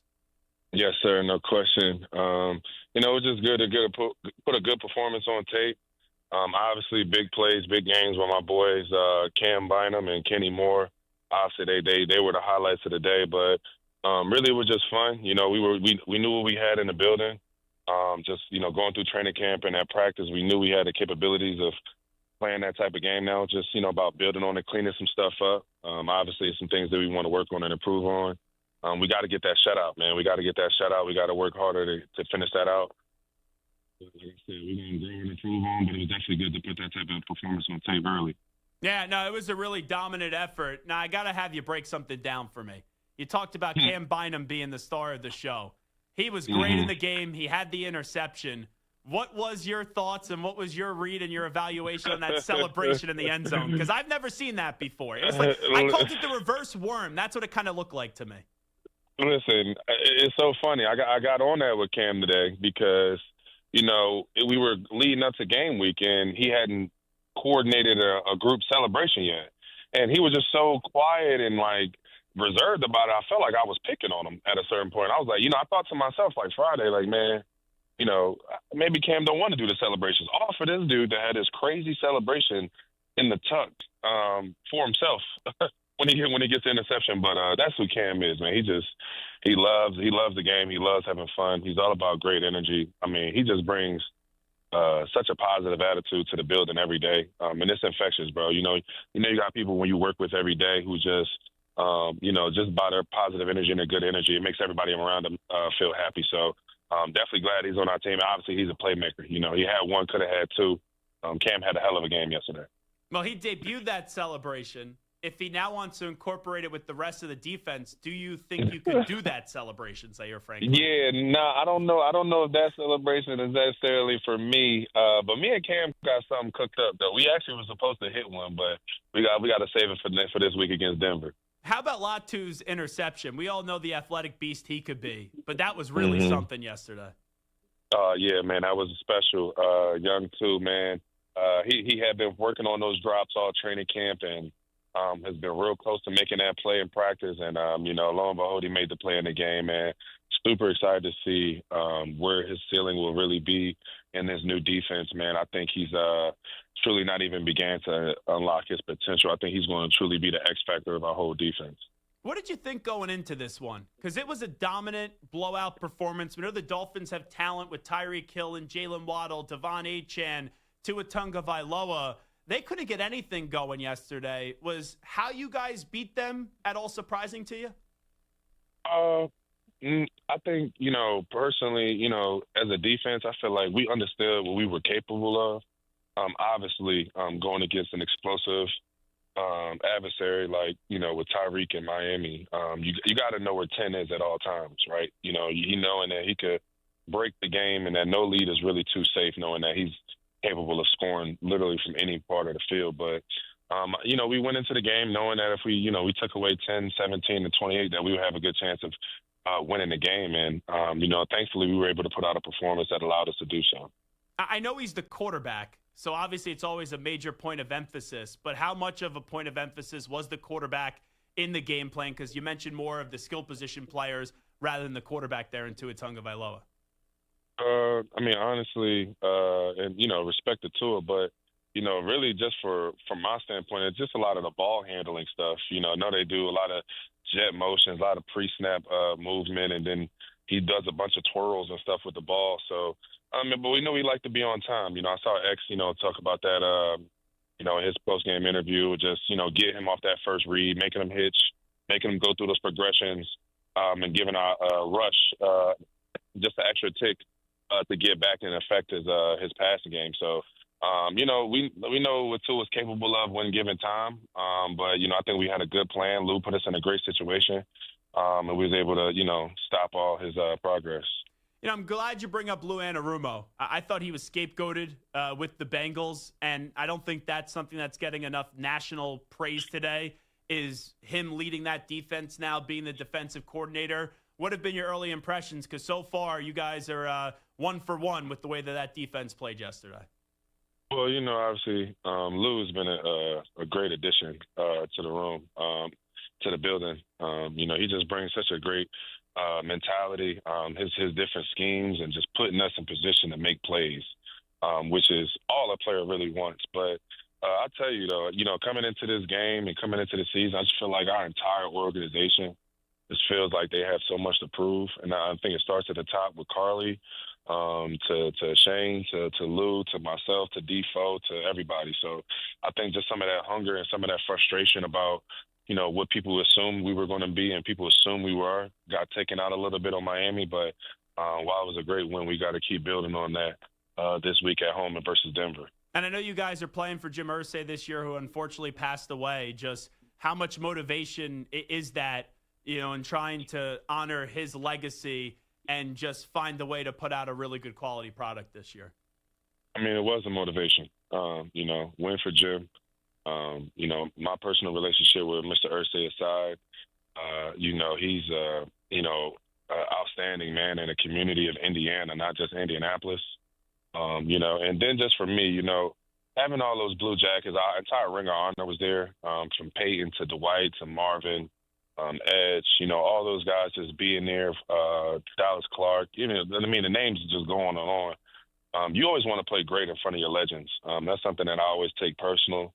Whenever it's an opportunity to put on a good product amongst, such an esteemed alumni, you want to do so. And obviously, everything we're doing this year is for Jim. So, Zaire Franklin, you talked about everyone has so much to prove. Last year, you really became a household name, making a Pro Bowl, leading the league in tackles. What else is there for you to prove now after what you just had last year, which was a very successful season for you individually? Man, I'll tell you this. I tell my coaches, I tell my teammates, I tell everybody, all I care about is winning.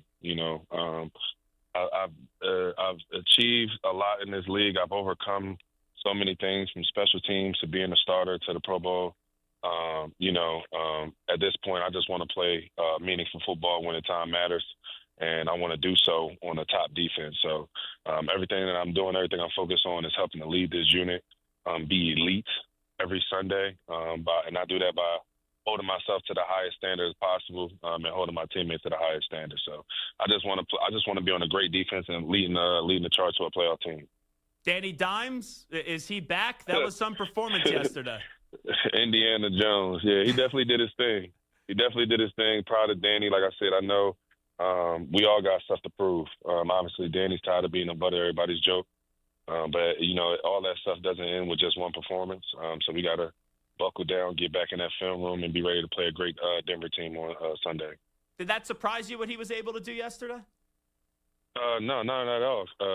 Danny's just been efficient. I mean, this is who he's been when we're competing against each other. It was actually good to kind of see it on film on both sides, because sometimes the defense will feel very heavy-handed, and other times it's like we can't stop the offense. So it's always great, when you're able to take that out on another team. So, definitely not surprised at who he is. I've played against him. I've competed against him. I know what he's capable of doing. But like I said, we definitely got to continue to build on and get this next win on Sunday. Yeah, what's your message, just wondering, to Anthony Richardson? Because that's got to be a tough spot. You go from being the guy to now you're the backup. You just being someone that's a leader on this team. What's the message to Anthony on his role, leading into the future? Well, I think Shane did a great job of first of all, Anthony knows I love him. He knows I'm supporting him regardless, right, wrong, or indifferent. But I think Shane did a great job of, this season, just framing our team in a mindset of being process-oriented, So it really doesn't matter the results, win the competition, lose the competition, win the game, lose the game. I think the goal for our entire team, every man in that building, is just try to be the best version of yourself every day and just continue to grow and improve. Obviously, right now, while he's not in that spotlight, this is his chance to do the work, do the dirty work that's going to make dividends when he gets the opportunity, because the opportunity is going to come. You guys really played with an intense amount of passion yesterday. It looked like you guys are trying to prove a point. I know we've talked a lot about some of the motivational factors for this year, but not a lot of people, Zaire Franklin, were talking about the Colts before the season started in a positive way. Did you guys feel disrespected this offseason leading into game one? Man, I'm going to be honest. I don't really think I cared that much. I don't think we really did. I mean, every year it's the preseason All-Stars and the off-season Olympics. So, you know, that's a part of, you know, the game. That's a part of the narrative. Again, you know, they don't give out any trophies for a week one performance, so we're not going to, you know, lean on it too much. But I think that's why we play the games, you know. It's not about what is supposed to happen. It's about, you know, who shows up and who's a better team every Sunday. So we're just going to keep focusing on that and keep trying to be the best version of ourselves. Well, you keep on talking about next week. Let's get to next week. You guys do have a matchup against the Denver Broncos. I know you guys did play them last year at the end of the season or towards the end of the season. Bo Nix is a very good young quarterback. Just give me the early read on the Broncos. I mean, you know, I think obviously Bo Nix is a talented young player in this league. You know, he's capable of making plays with his arms, with his legs. Sean Payton is, in my opinion, one of the best play callers in the league. So you know he's going to put them in an opportunity to win. Cortland Sutton obviously got a lot of respect for his game as well, but we all know it all starts with their defense with Benito and Surtain. So, you know, I think, you know, defensively, I think our mindset is just trying to be the best defense on the field and, you know, making sure we set that tone, you know, at home and get a quality win against a good team. All right, I'll end you on this. I got to have a little fun with you on the way out. Zaire Franklin, who did play his ball at Syracuse. I'm a Fran Indeed. Brown guy. You know me. I know Fran from Temple. When you're watching after a victory, him making the kids run some sprints afterwards, it took me back to my high school days. I wasn't expecting to see that, but how'd you process that, Zaire? Hey, look, man, I love Fran. I had a chance to spend some time with him and the team before they played Tennessee week one. And look, he's got them boys humming. I mean, they're believing. You know, I think he knows them enough to know how to rally around them. And listen, the standard is the standard, I guess. You know, if you don't play up to the standard, then that's a repercussion. So, I mean, we'll see how they perform this next week. But he said, I saw the postgame interview. He said they wasn't running to the ball, breaking the huddle. So if they didn't want to run during the game, they're going to run afterwards. To that, I just got to tip my hat. Let's be real. If that was me, I would not be happy with it. I want to run the dinosaur barbecue or something after that game. I would not be happy if you're making me run. After overtime, like extra game, that's tough. But again, look, I ain't out there. I ain't in that locker room, so that's on them. Well, hey, heck of a performance yesterday by your defense, by the entirety of the team. Good luck the rest of the way and have good health this season, all right? Yes, sir. Appreciate you. There you go. Zaire Franklin joining us on the Zach Gelb Show on the Infinity Sports Network. The Colts definitely did make a big statement yesterday, getting that victory up against the Miami Dolphins. But, hey, they're not satisfied. They are not. How many times did you hear that in the conversation where it was, you know, we're ready for Denver, we're ready for Denver, we're ready for Denver. That's just one of those situations where when you look at Zaire Franklin, he's a leader and he's sending that right message. All righty, we'll take a time out on the Zach Gelb Show on the Infinity Sports Network. We'll do a little onside, offside on the next segment. But let's get an update in first. Here's Zach.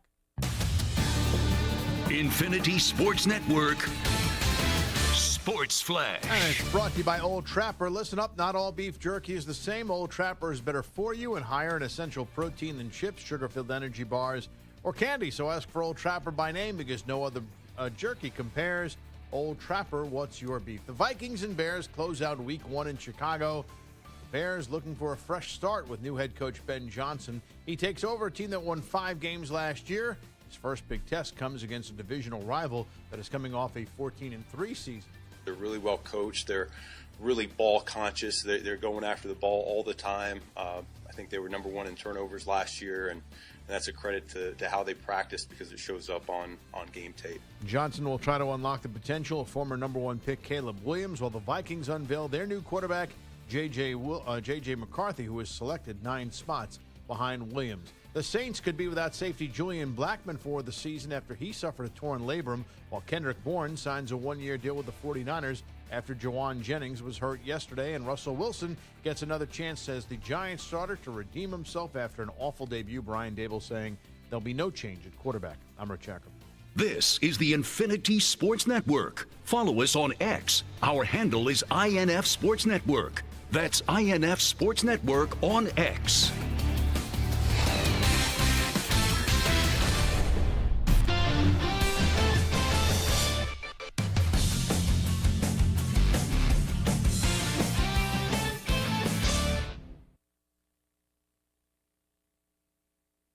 You're in a 5-minute break.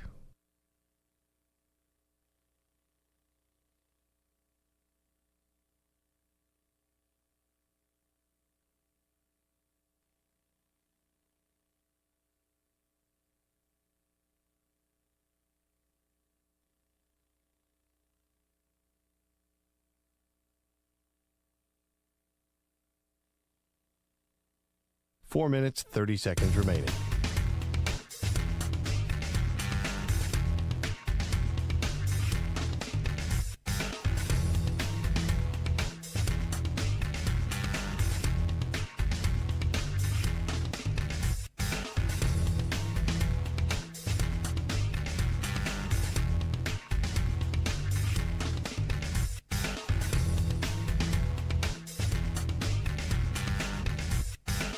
Four minutes remaining.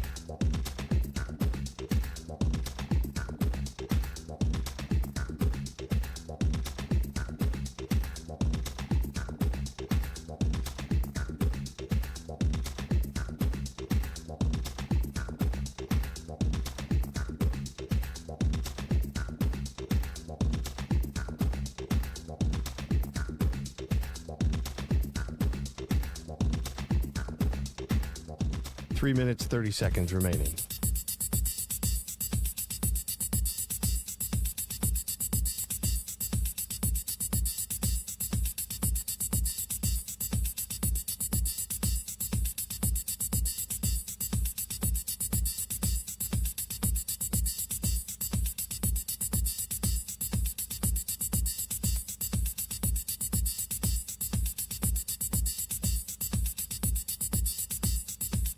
Three minutes remaining.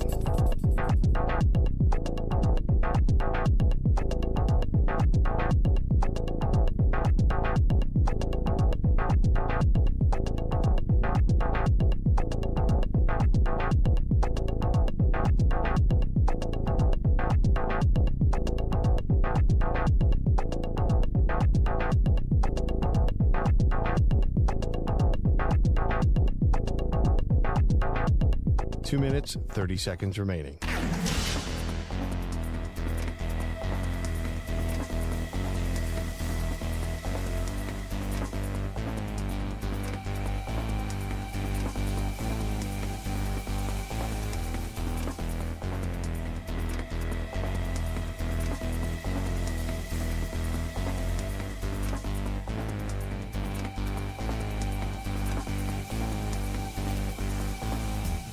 Two minutes remaining.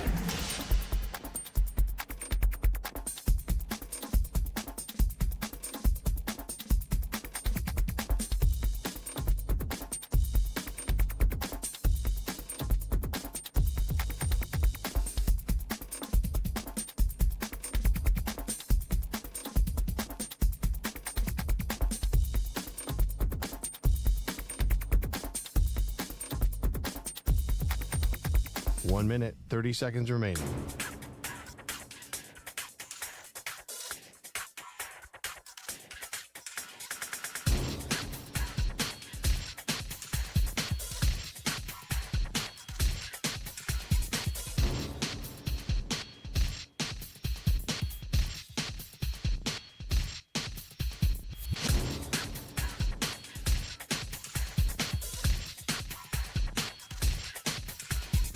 One minute remaining.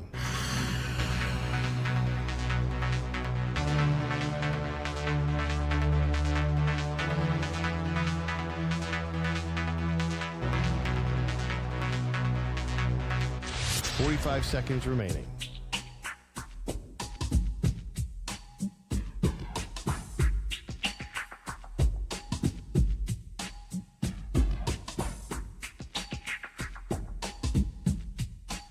Seconds remaining.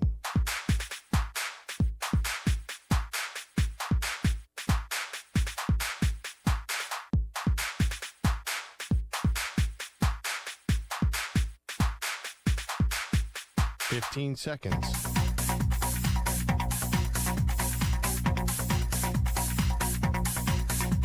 Break ends in 5 seconds.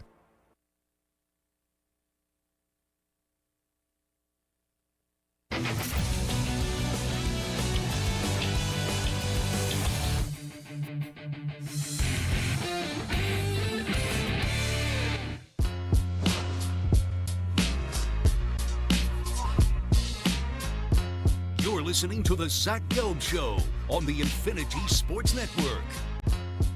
All right, it is Zach Gelb Show right here on the Infinity Sports Network. You know what, Stu? Before we get to onsides, offside, I'll give you a second or two.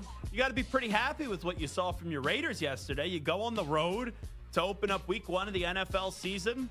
And I understand the Patriots, right? They're all built off potential. And I don't think really anyone thought this Patriot team was going to be a playoff team before the season started, but a vastly improved product. And there were some ups and downs in the game, but ultimately I think you saw a lot of promise of professionalism is the way that I would say it with your Las Vegas Raiders. Yeah, it almost feels like a game that in the past, like last year, they would have lost because, like you kind of said, Raiders got off to a pretty decent start, touchdown on the first drive, and then really in like the second quarter, kind of felt like the Patriots were going to kind of take control of the game. But second half, Raiders played really well. Geno made some nice throws. Genti had a touchdown run. I know it was a little hard for him to get anything going on the ground, but I don't think that was really his fault. I think that's more of the offensive line that he is blocking for him. But yeah, and those 1 o'clock Eastern games, too, are games that they've typically in the past have lost many, many of times. So, yeah, I feel pretty good about it. Here's what I'll say. You look at the Raiders. You have Ashton Genti. I'm a believer in him.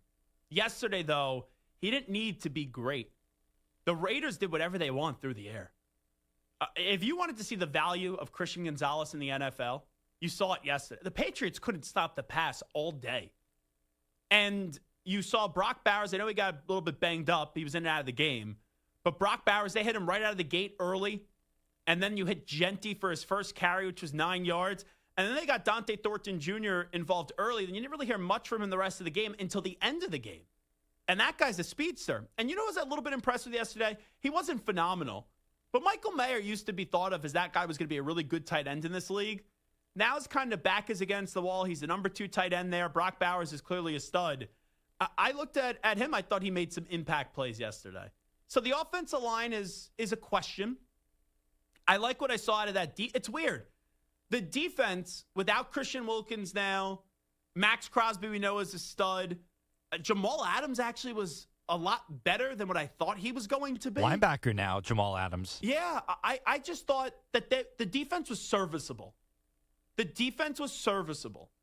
So I look at the Raiders. I'm not going to sit here and tell you they're going to the playoffs. I'm not going to sit here and tell you, should we be saying, the Chiefs are 0-1. Are the Raiders going to win the AFC West? I'm not doing that. But if you're a Raider fan this year, the goal of Pete Carroll is just to restore some respectability with the Raiders. And if the Raiders at the end of the season don't have 8 wins, I'd be surprised. I'm not going to tell you they're going to go 9-8 or 10-7, but it kind of felt like yesterday that should be an 8-win football team still. That's the way that I kind of got the feel with your Raiders. I totally agree. That's kind of the expectation at this point, just to, not maybe make the playoffs, but at least be in that conversation where, okay, it's December and you're playing at least a meaningful game or two. Okay, so from now until October 12th, just do a little win-loss for me. Sure. They're 1-0. They play the Chargers next week in Vegas on Monday Night Football. Loss. It's a shame that game isn't on a Sunday because I'm going to be in Vegas next week with Samter for the fight. And we will be doing 2 shows from Vegas on Thursday and Friday live from Radio Row. I would have loved to have gone to the Raiders game. But you say that's a loss. I do. So yes. 1-1. Then at the Commanders, week 3. Loss. Okay, so they're 1-2. Bears, week 4. I'll say win. Okay, so 2-2. At the Colts. I mean, they look a lot better than I thought after yesterday, but I don't know how much that is the Dolphins. I'll go win. I'll go 3-2 there. 3-2, and then you get the Tennessee Titans in week 6. 4-2.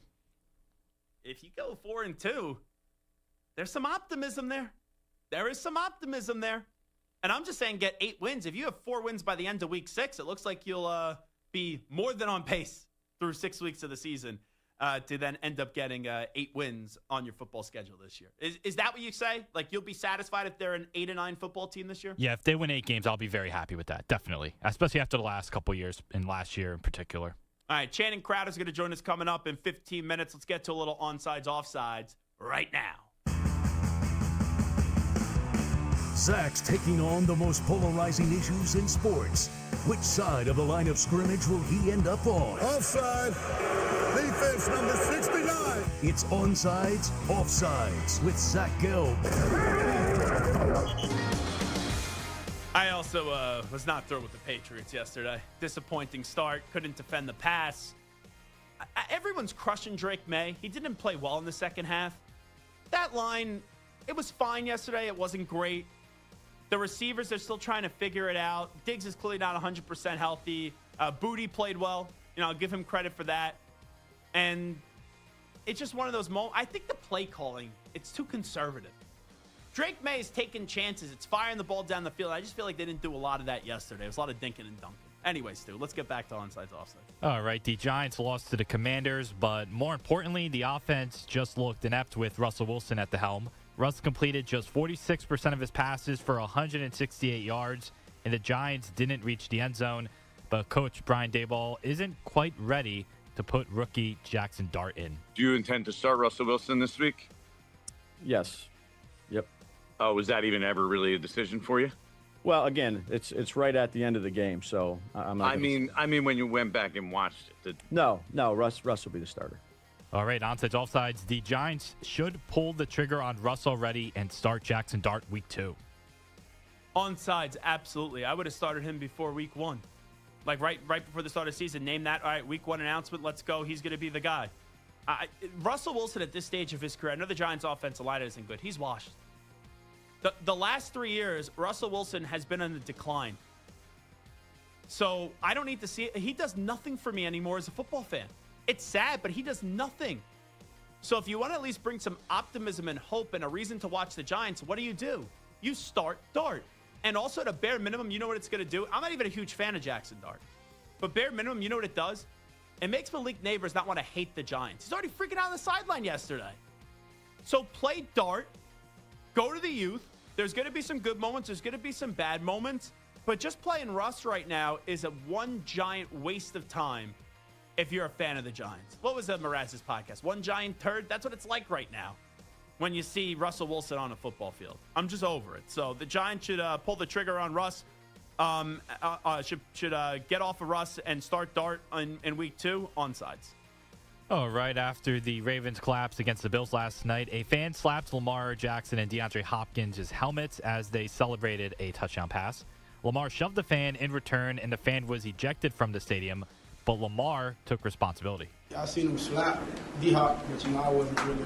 He slapped me, and he's saying he talking. So I just forgot where I was for a little bit, But you gotta think in those situations. We got security out there. Let security handle it. But I just let my emotion get the best of me. But hopefully it don't happen again. I learned from that. Now the NFL is investigating the matter to see if any punishment should be handed down to Lamar. Onsides, offsides, Lamar should not receive any penalty for the interaction. Well, I did see that the NFL has actually indefinitely banned the fan from Bills and NFL stadiums per a Bills team official. So I actually have no problem with what Lamar did. Usually I would say don't interact, don't engage like that with the fans. But you're walking and a fan slaps you and your teammate. If Stu walked into the studio and slapped me in the head, what's my initial reaction? Slap Stu back. So you shouldn't do it.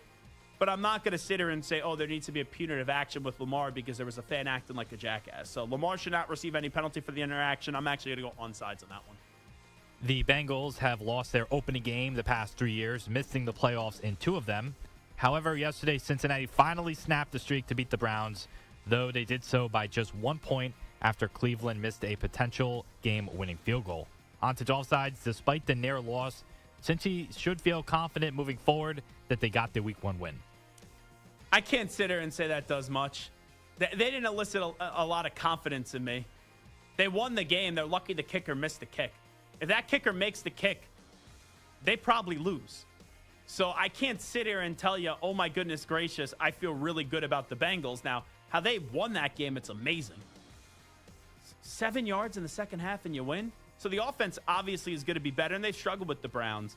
But I'm not going to sit here and tell you I'm confident now moving forward with the Bengals with that Week 1 performance. So despite the near loss, Cincy should feel confident moving forward because they got the Week 1 win. Offside. Offside. There was a lot of noise around Houston last year that C.J. Stroud took a step back after his stellar rookie season. Stroud had fewer yards and touchdowns, but more picks, although the Texans did win the AFC South and a playoff game as well. Yesterday, however, C.J. Stroud struggled against a tough Rams defense, throwing for just 188 yards, no touchdowns, and a pick. Onsides, offsides, you're concerned that Stroud has reached his peak and won't repeat his rookie year. I like C.J. Stroud. When I look into my crystal ball, do I see a Super Bowl with C.J. Stroud with the Texans? No, I don't. Could they maybe get to an AFC championship game one year? Sure. But I think what you've seen now is a team that just gets into the playoffs. They could win a playoff game, and then they go home after that. So am I concerned that Stroud has reached his peak and won't repeat his rookie year? I think it's just going to be kind of the same what we've seen through the first 2 years. So, yeah, onsides. I don't think it's going to get that much better. The number 1 overall pick in this past year's draft, Cam Ward, had a debut to forget, completing under 50% of his passes for just 112 yards, with no player catching more than 30 yards. The Titans settled for 4 field goals against a much-improved Broncos defense, eventually losing 20-12. Onsides, offsides, despite the rough first game, you still believe Cam Ward will have a promising rookie season. Onsides, he doesn't have much to work with. So I think individually he could, even if the stats don't say he's good, he could still show you things that make you believe he's going to be a good quarterback. Calvin Ridley's got to catch that ball at the end of the game, but they were in that game against a team that made the playoffs last year. Everyone thought they were going to get blown out. They didn't get blown out. So despite the rough first game, you believe Cam Ward will have a promising rookie season? Onsides because he's a playmaker. Clemson won its first game after their loss to LSU last week, but nearly dropped to 0-2. After falling behind Troy by a score of 16-0, the Tigers mounted a comeback and ended holding on for a victory that was 27-16. Despite the win, Dabo and the Tigers dropped from number 8 to number 12 in the latest AP poll. On to offsides, you no longer consider Clemson a national championship contender. They got a huge game this weekend, and if they play like they did early against Troy, Haynes King will beat you. They play Florida State later in the season, and they play South Carolina to end the season. Those are the 3 games you really circle. With what I've seen so far, I can't sit here and tell you that Clemson's a national championship contender this year. So you no longer consider Clemson a national championship contender based on what I've seen the first 2 weeks of the season? Yeah, I don't. So, onsides. Coach Prime in Colorado had a serious quarterback battle this summer with transfer Caden Salter beating out highly recruited 4-star freshman Julian Lewis. However, during their 31-7 win over Delaware, Prime went with a 3-man rotation, starting with Salter, then going to Lewis before third-stringer Ryan Staub took over and dominated during his 2 quarters of action, throwing for 157 yards and 2 touchdowns. Onsides, offsides, Colorado should go back to Staub if Salter struggles next game. I talked to Mike Sanford, who obviously knows that program very well during that, because I wanted his impressions. This is what he said to me. Staub is the best guy, but he wasn't the sexy recruit. I don't think the other 2 guys are really all that good. So I'm going to trust his opinion. So Colorado should go back to Staub if Salter struggles next game and Juju does too. Yeah, I would say onsides on that. I would not be afraid because he really showed you something this past weekend. After going undefeated but being left out of the playoffs 2 years ago, Florida State and Mike Norvell had a rough 2024, and expectations weren't that high for this season. However, after an absolute drubbing of Alabama last week, the Noles obliterated poor East Texas A&M 77-3, thanks to 237 yards and 3 touchdowns from quarterback Thomas Castellanos. Onsides, offsides, Florida State is a legitimate national title contender. They had a great start to the season. I'm not ready to go there, but they are definitely a contender to win the ACC this year. That's what I'll say. So Florida State is a legitimate national title contender. I'm going to go offside on that one. Offside. All right, Baylor won its first game of the season, beating number 17 SMU on the road in double overtime, thanks to 440 yards and 4 touchdowns from Sawyer Robertson. The Bears' quarterback's performance came after throwing for 419 yards and 3 scores in a loss to Auburn, and he now has 860 yards and 7 touchdowns and no picks through 2 Power 4 games, but still hasn't cracked the top 30 in Heisman odds. Onside offsides, Sawyer Robertson has been the best quarterback in college football so far this year. I got beat pretty good by Auburn in that first game. I watched that game in entirety over the weekend. It was incredible how they had that comeback. Seriously. That was just such a gag job by SMU. They were down 14. It looked like that game was over, and they had that epic comeback. His stats suggest he's the best. I think Thomas Castellanos has been the most impressive. Also been impressed, even though it has been against the greatest opponents with Dante Moore. So because he lost, Sawyer Robertson has been the best QB in college football so far this year. I go slight offside. We'll take a timeout. We'll come on back. We will talk some Florida PU. We will talk some Miami Dolphins PU. Channing Crowder. I won't say PU for him, but he'll join us on the other side.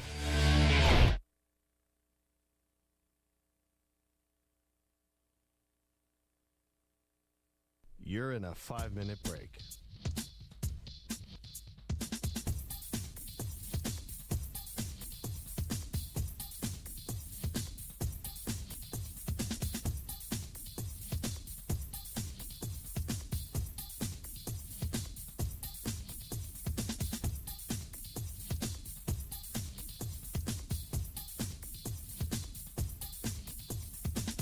Four minutes, 30 seconds remaining.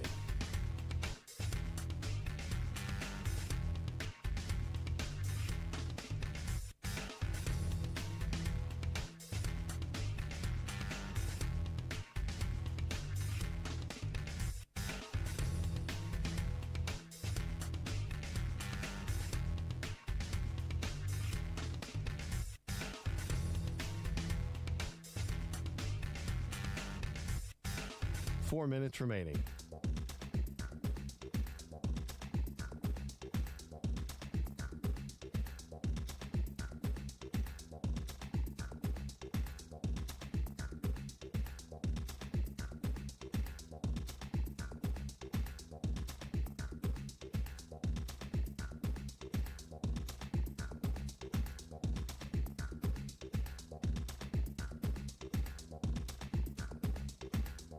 Three minutes, 30 seconds remaining.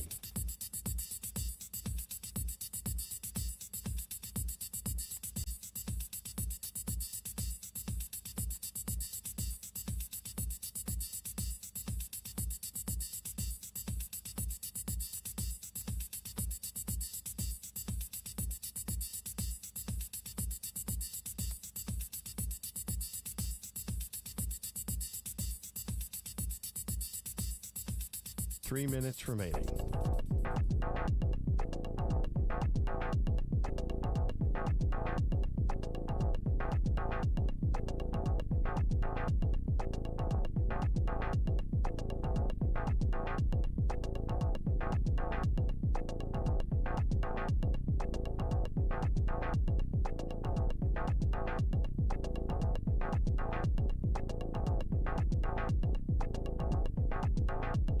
Two minutes, 30 seconds remaining.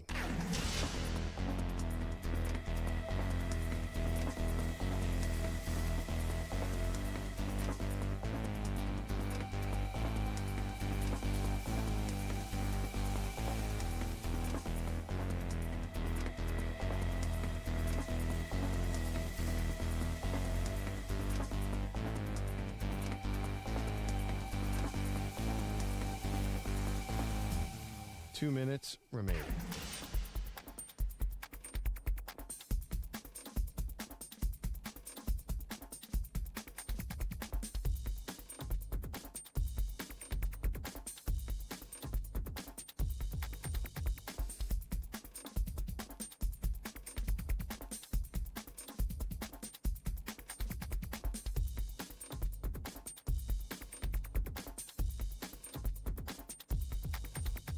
One minute, 30 seconds remaining.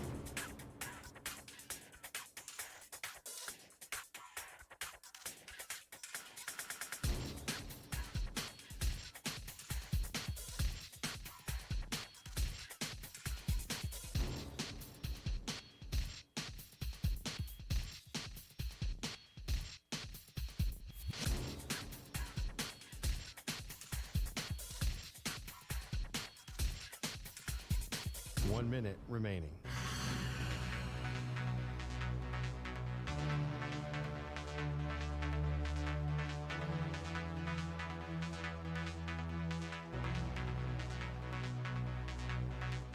Forty-five seconds remaining.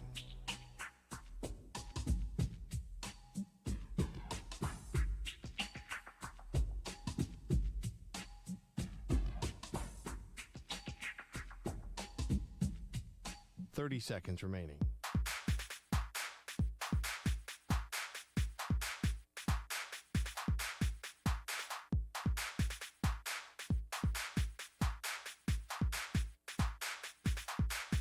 Fifteen seconds.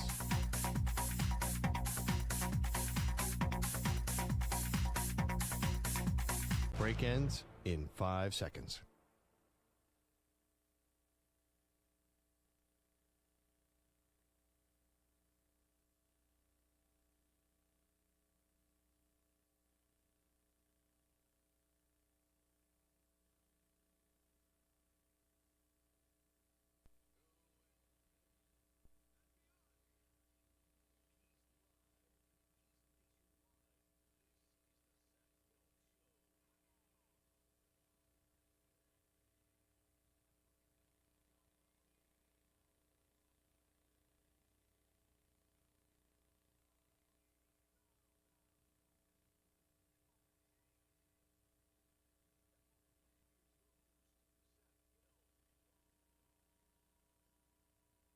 Alrighty, hour number 3 of our radio program. That's right, Zach Gelb here with you on the Infinity Sports Network. Let's go out to the guest line right now. Welcome in a man that played his college football at Florida, then in his NFL days, the Miami Dolphins, and ever since he's left both of those programs, they've been 2 disasters. Oh my goodness gracious. Now he's a star with the Pivot, also on 560 WQAM, the great Channing Crowder. CC, how you been? Hey, Gelby, I didn't put that together. You're a lot smarter than me. Gators got their butt whooped. Dolphins got their butt whooped. Yeah, man, I'm not having a good week. Billy Napier, it's his 4th year. He's 20-20. I understand USF. Alex Golesh is a good coach, but you just can't lose that game. I'm out on him. I was out on him last year. I know people got back on board, but he's a dead man walking at this point, right? He's a great recruiter, and he's a great man. I'll say that. He's a good human being. But the craziness of Saban and his coaching ability are 2 different things. So Billy Napier is a good human. I would love my daughter to marry a Billy Napier. He just doesn't get that team going. You should have outclassed the USF. You have more money. You have better players. You have a better quarterback. Everything around you at University of Florida should have outclassed them. And to lose to, even to keep it close, it was like a 17-point spread, Gelby. To lose to them, I was embarrassed. I was laid on my couch by myself, and I was still embarrassed that we lost to USF. It's just, I think Billy's on his, I don't think his seat is hot. I think his seat is burned up, and he's fallen to somewhere because you can't do that. And I know he salvaged the sinking ship last year, but let's be real. If he didn't have DJ Lagway, and I know all these coaches, they bitch about the transfer portal, and they bitch about NIL. In a way, though, it gives a coach a longer leash because if there wasn't NIL, if there wasn't a transfer portal, Billy Napier would have got fired last year, and now he's back this year. And at some point, because this schedule for Florida is brutal, that's the thing, right? You lose to USF. You haven't even got to the heart of the SEC schedule. It starts this week with LSU. It's just going to get uglier for Napier this season. Yeah, and he brings – it reminds me a lot of Zook because Zook, remember – those Urban Meyer years, those were Zook's recruits. The Marcus Thomas and the Ray McDonald's and D Webbs and all those guys. Those guys came in with me. I left early. So Billy went out and got some talented guys, but he couldn't put it together. Urban takes over, brings in Tebow, puts it together with Percy Harvin, and wins 2 national championships. So I think the coach after Napier is going to be that dude because he does have some talented guys there. But I just don't think – I say it all the time when I talk to Gator fans and, anybody talking about Gator football. You do not punt the ball on 4th and 1 at Florida. You're Florida. You can go get 36 inches. You're Florida. Like the arrogance of Florida needs to be throughout the entire campus. Like there's an arrogance at Florida. Steve Spurrier started it. There's an arrogance at Florida that Zook really didn't have.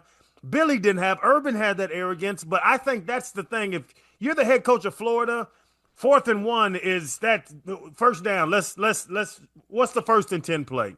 Because we're Florida. We're going to go get 36 inches. So it sounds like what you're saying, Billy Napier is just too nice of a guy to succeed at Florida. He's very pleasant, Gelb. I like him. It's the worst thing. There are my smartest, most academically elevated teammates that I ever played with weren't great football players. They were great humans. They were intelligent humans. Billy Napier is a great guy. I enjoy sitting down with him and talking. But in the game day situation, I don't think he has that Florida you got to be a little nasty when you coach the Gators. And he kind of goes by the book too much. But I do think watching the games, you could see the talent. It's just not put together. So we got to go get one of these savants, or what do they call them now, Gabby?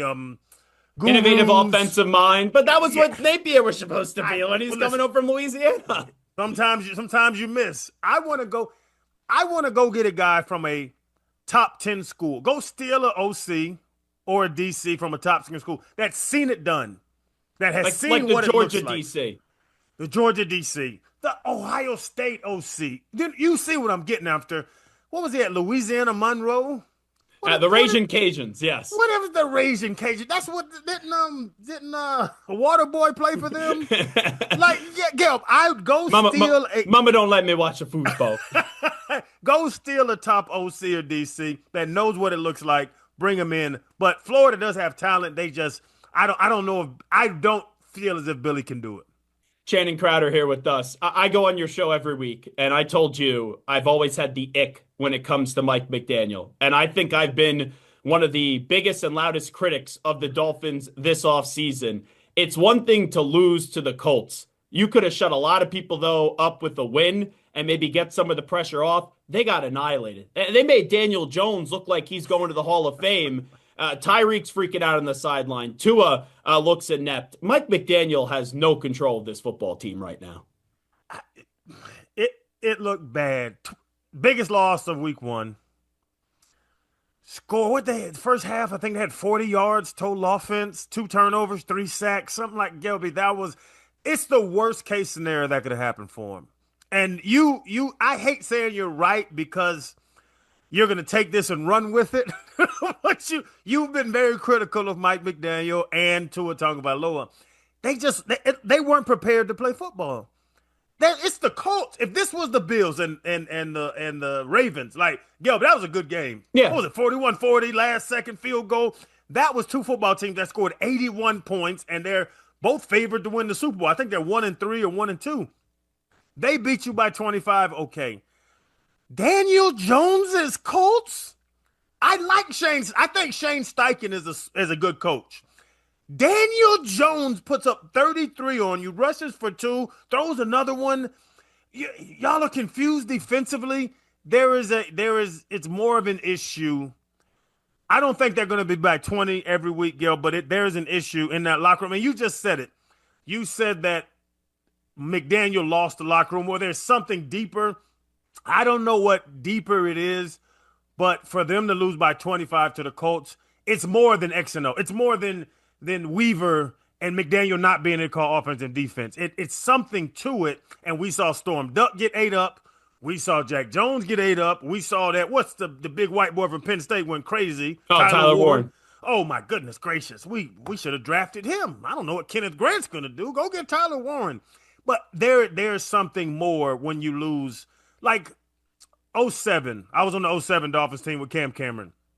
It was deeper when you go 0-12. We went 1-15 that year. It wasn't about play calling. It was something deeper that wasn't happening on that team. To lose by 25 is not just X and O play calls. It's not just roster. You have to get guys rolling, because to not score, I think they didn't score a touchdown until 5 minutes left in the fourth quarter.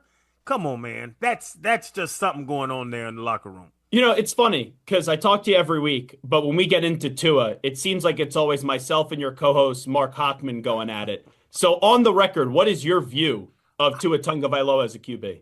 Tua is very talented. If he stays healthy, Gail, we all know that. If he stays healthy, he's had a concussion. We all seen him sit there with his little fingers curled up. We know that part of it. He was healthy yesterday, though. And he looked bad. And there's been stretches of him looking bad. Chiefs game, they got their butt whooped. It was cold. Whenever they play Buffalo, he doesn't look good. It's just he's not stepping up to the plate when they play those top opponents. And that's my thing with the Dolphins now. Chargers look good. You know what you sound like? It's Chargers. like when you're dating a toxic girl. But let's be real. In the bedroom, it's awesome. But outside of the bedroom, everything's a disaster. And you're saying to your buddies, oh, but ignore this, ignore that, ignore this. That's what you guys sound like with Tua. Gelby, we're going to get home sooner or later. Yeah. And then we could enjoy each other. No, he has but when she pulls a Jalen Carter and spits in your face, you're not going to handle it anymore. He has all the talent in the world. He has all the talent in the world, but hasn't won anything. To your point, hasn't won anything, hasn't balled against the Josh Allens, the Lamar Jacksons. He is not an MVP type quarterback. He is a borderline Pro Bowler. So we talk about it, Gelb. 12 to 15. Can he sneak in the top 10? Yes. But you're not putting Tua in there with Patrick Mahomes and in there with Lamar and in there with Josh Allen. You're not putting him in that tier.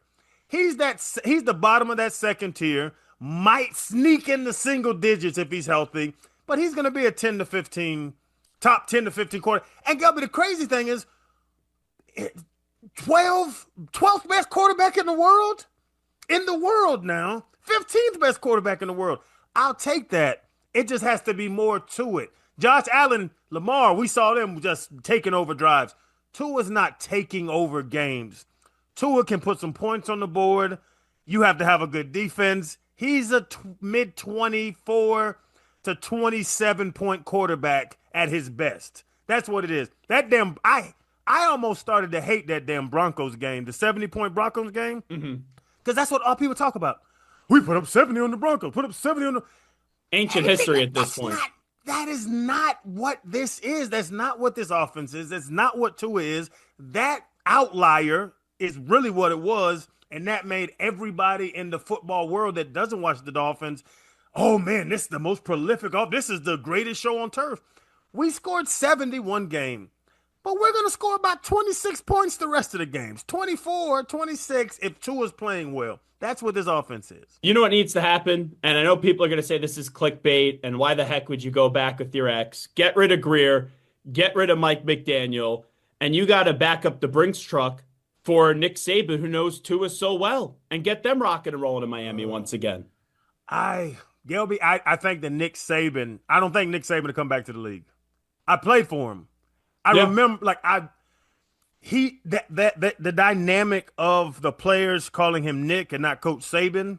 I remember him cringing and I'm talking about they're the same age. Vonnie Holliday, Keith Traylor, Kevin Carter, Zach Thomas, my big brother who loved him to death, Zach Thomas, Jason Taylor, both still live down here at Gelby. They are not going to call you Coach Saban. Yeah. He was 37. They were 36. Hey, Nick. Like that's how they communicate with their coach. And you could see Saban not like the dynamic of being an equal and not a dictator.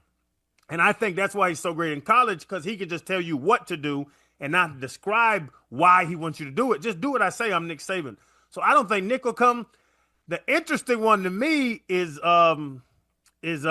Chucky. Oh, John Gruden. That's the interesting one to me. If this happens now, let's think about it. John Gruden is the you know what? one to me.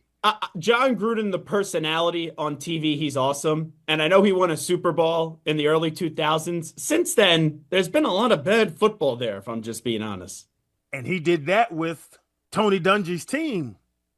That was the Sap, Simeon Rice, Derrick Brooks. Those were those guys. Tony Dungy built that team up. And then now Chucky just snuck in and did it. But he's a name, and he's a mesmerizing name. So I don't know how great a coach he is. He does have a Super Bowl.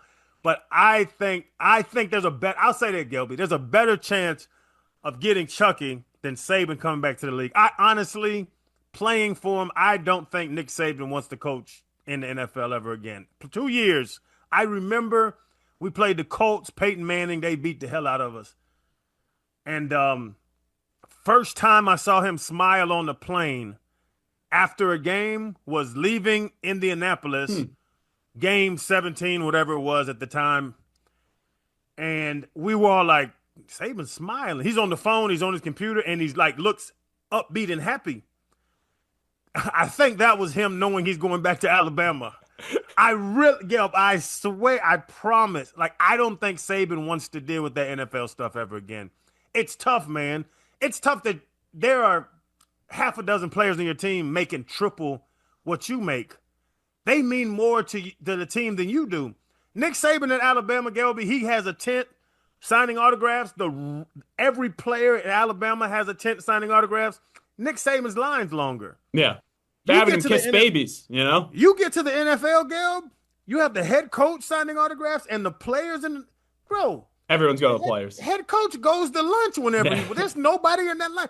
Gelby, what's the last guy you said, oh, I got to have Shane Steichen's autograph. No. I need this Mike McDaniel. It's just a different dynamic in the NFL that I think some guys just aren't good at, but don't really enjoy. Saban is a crazy defensive mind. I just don't think he likes the dynamic of what a coach is in NFL versus what it is in college. Channing Crowder, the Dolphins are absolutely going to trade Tyreek Hill by the deadline, right? There's no way this relationship's lasting the entire season. If it keeps going like it is, Gelb, yeah. They have to get something for him. He can still play now, too. And the reunion in Kansas City would be perfect. But what are they going to give back? And this is the thing about trades. Kansas City knows that, so they're not going to offer a lot, and you need to get it back. So this will be, to your point, what you just said, this will be Chris Greer's have to play his cards right. But you have Jalen Waddle, who's younger, and is making $30 million a year, just like Tyreek. You have two $30 million receivers. Tyreek is now not a captain, that whole story, but just an older guy that's not really has disrespected a lot of these young players by the end of last season. So to move him at the level he's at would be smart, but you have to find that right dancing partner. Because, Gelb, if we're talking about it, there's no way that the NFL doesn't know that they're going to try to move him. So it's going to be on Chris Greer to get as much back for him as possible. But I don't see Tyreek. I'll tell you this. He's not going to be on the 2026 Dolphins. I don't know if it's trade deadline or this offseason. I 100% will bet that he won't be on the team next season. All right, let me do a few more quick hitters, then we'll let you run Channing Crowder. Josh Allen. I still got to say Mahomes is the best quarterback in the NFL, right? The MVPs, the Super Bowls, and he always beats the Bills and the Ravens when it matters. Josh Allen's got to be the best playmaker, though, in the NFL right now. Josh Allen special. Have you seen Sinners? No. You ain't seen the movie Sinners? Mm-mm. Man, go watch it. His wife is one of the major pieces in the movie. Gelby, just trust me. He went and got him a beautiful, talented woman, and he is beautiful and talented. He's special, man. I didn't believe it. I didn't think it. Dayball turned him around. Yeah. And then he just took off, man. He's special. I've watched some of the Hard Knocks. Bro, he's a generational talent. I know RC got into a whole kind of crap saying Peyton's not generational talent and Brady, like talent-wise, and I know what he was saying. Did Brady have the strongest arm? Brady couldn't. He can't run from here to my kitchen in 10 minutes. But is he the generational talent of it? Josh Allen is one of the best quarterbacks. It's kind of like, I'll say, watching Michael Vick, a big white Michael Vick. Wow. Where he can take off, beat anybody in a foot race, but also sit back there and throw a dime at 48, 52 yards. Like, just a crazy physical talent. And that's what Ryan was trying to say, and that's what I see in Josh. The arm strength, the accuracy, the speed, the power. He's even bigger than Vic. Vic was a little faster than him, but he's more powerful than Vic. That's where you talk about talent, guys. Josh Allen's one of the best things. Now, listen, Lamar's right there too now. Let's talk about both of them. Lamar's right there too. And absolutely. And you know what? You know what's going to decide it? 41-40, Gelby. It wasn't no blowout now. No, it wasn't. The Ravens choked the game away. 5 minutes ago, they're up 15. It's a 99.1% chance to win. They took the foot off the pedal. And Derrick Henry put the ball on the turf. He was great in the game, but one little play like that, it turns it all around. DH had 100 yards in the first quarter. Yeah. And so, you're looking at it like they're not winning by 15 if he didn't go crazy, but you cannot fumble that ball. But that game was the cream of the crop. Think about it, 81 points.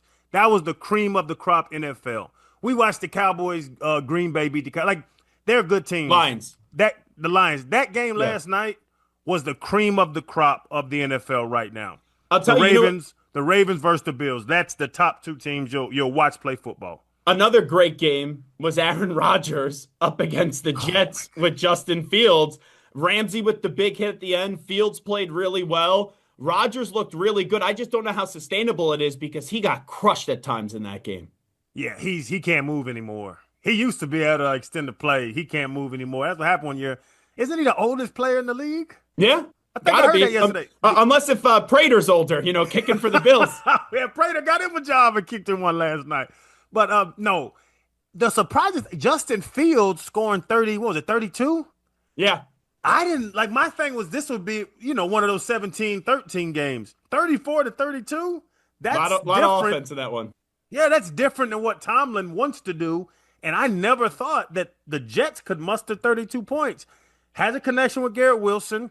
I think Aaron Glenn has a hand on the team. It seems like they respect him and like him more than they did Robert Saleh. But to give up 32 points, that's not the Jets' strength. So I think both teams, it's funny, 32-34. Oh, yeah, offensive outburst. Both of those teams need to keep teams in the low 20s to win games. I think that was we haven't tackled in a while or played anybody else in a couple weeks. So they're going to break some tackles, make some plays. But the Steelers are one of the teams I'm most interested in watching as the season goes on. Last one I'll ask you. Tonight, we wrap up week 1 with Bears and Vikings. A lot of pressure on Caleb Williams. A lot of questions with that Ty Dunn article. And then J.J. McCarthy. I feel like I'm the only one really believing that the Vikings could be a great team this year. I'm not saying J.J. is a great quarterback, but he's in an awesome situation. Who has more pressure on them to win the game tonight? Is it J.J. or is it Caleb? I think it's Caleb because we've seen the bad. J.J. was hurt. We haven't seen J.J. playing no real games. Yeah. So what is J.J.? Oh, let's see. What's he going to do? He already has a good team. We saw Caleb look terrible last year. And you bring in, what's the coach's name? Ben Johnson. Big Ben from the Lions. Ben Johnson has to prove that he's this quarterback whisperer. It's the reason he got the job. If they didn't have a young quarterback, Ben Johnson's not the head coach of the Bears. He has to prove something. Caleb has to prove he can play. I'll tell you one thing. Caleb can spin that thing. And people that don't know what that means, the hell with reading defenses and whatever in when he lets that ball go, watch how it leaves his arm, and you'll be like, whoo, that man can throw that ball. Caleb has to prove that he can do it at this level in the NFL, and Ben Johnson has to prove that he is the quarterback whisperer, why he was hired. Let's be honest. So I think the Bears have a lot more on them than J.J. McCarthy stepping into an already ready-made playoff team and seeing what Kevin O'Connell can do. Kevin O'Connell's proven he can do something. Ben Johnson, you don't know what he can do as a head coach. He's easily my favorite person on the pivot for Hawk and Crowder with Solana. I don't know if you are my favorite person, just being honest, but he is Channing Crowder, and he's always great with us right now. Am I number 2 at least? I know you hate Solana. Well, see, here's the thing. You're definitely number 1 in the pivot. Definitely number 1. That's what I'll say. If you read my social media, you'll know that. If I say that, oh, you're number 1 over Hawk, he may never take me out for dinner again, and he paid last time, so maybe 1.5. 2 or 3. I can stick with 2 or 3, man. That sounds good. Third best linebacker in the nation's an All-American too, bro. I'll ride with it. There he is, our guy Channing Crowder joining us. We'll take a break. When we'll come on back, we'll get to some more Week 1 impressions, and also we'll debut a new segment coming up at 5:40 p.m. Eastern Time when the Zach Gelb Show continues after these short messages. The NFL season is rolling. Download the DraftKings Sportsbook app and use code GELB. That's code GELB, G-E-L-B, for new customers to get $200 in bonus bets instantly when you place your first $5 bet. Plus, you could be eligible to get over $200 off NFL Sunday ticket subscription from YouTube and YouTube TV. In partnership with DraftKings, the crown is yours. Gambling problem? Call 1-800-GAMBLER. In New York, call 877-8-HOPE-NY or text HOPE-NY 467-369. In Connecticut, help is available for problem gambling. Call 888-789-7777 or visit ccpg.org. Please play responsibly on behalf of Boot Hill Casino and Resort, Kansas. Must be 21 plus. Age and eligibility varies by jurisdiction. Must be present in state where it is lawful to wager. Fees may apply in Illinois. Void in Ontario. Bonus bets are non-cash credits that expire 7 days after issuance. See sportsbook.draftkings.com/promos. NFL Sunday ticket offer for new subscribers only, and auto renews until canceled. Digital games and commercial use excluded. Blackout and other restrictions apply. Additional NFL Sunday ticket terms at youtube.com/go/NFL Sunday ticket/terms. Limited time offer, valid until September 29th, 2025.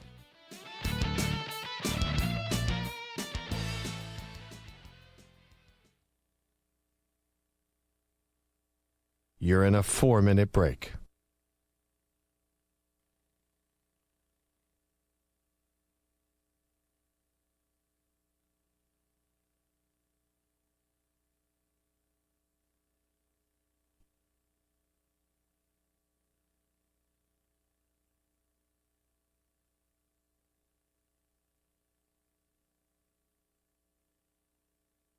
Three minutes, 30 seconds remaining.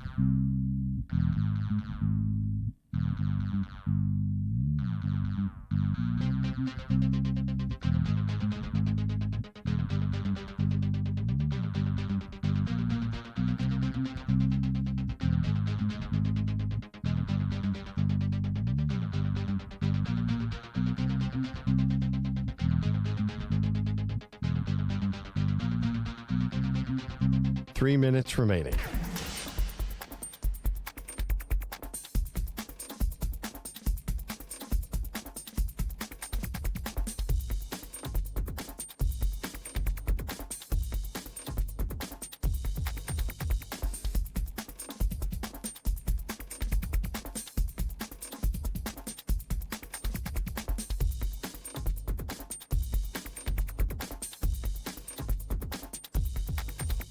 Two minutes, 30 seconds remaining.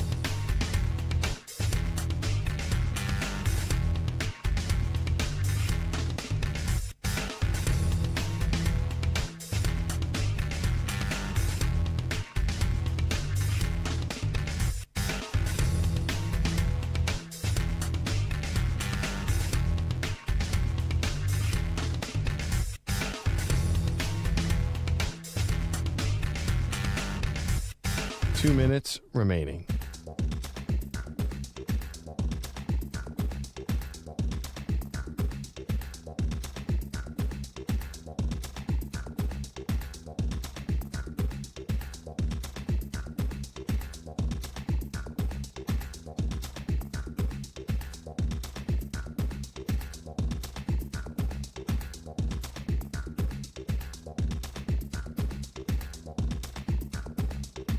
One minute, 30 seconds remaining.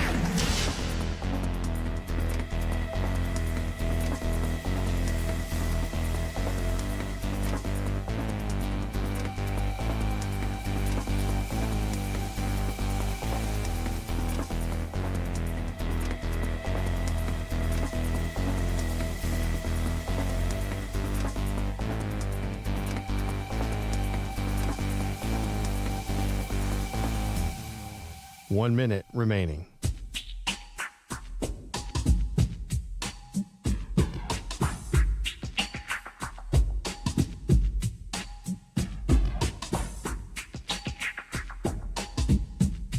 Forty-five seconds remaining.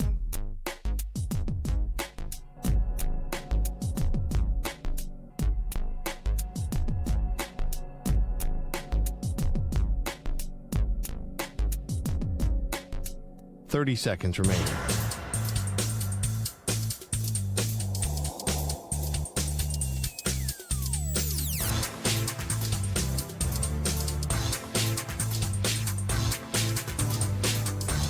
Fifteen seconds.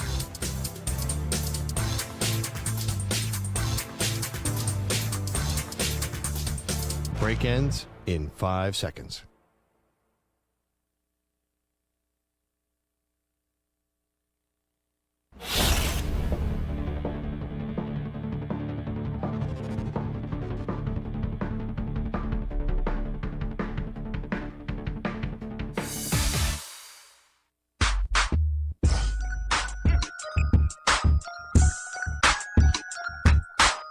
Welcome back to the Zach Gelb Show on the Infinity Sports Network. Two quick things.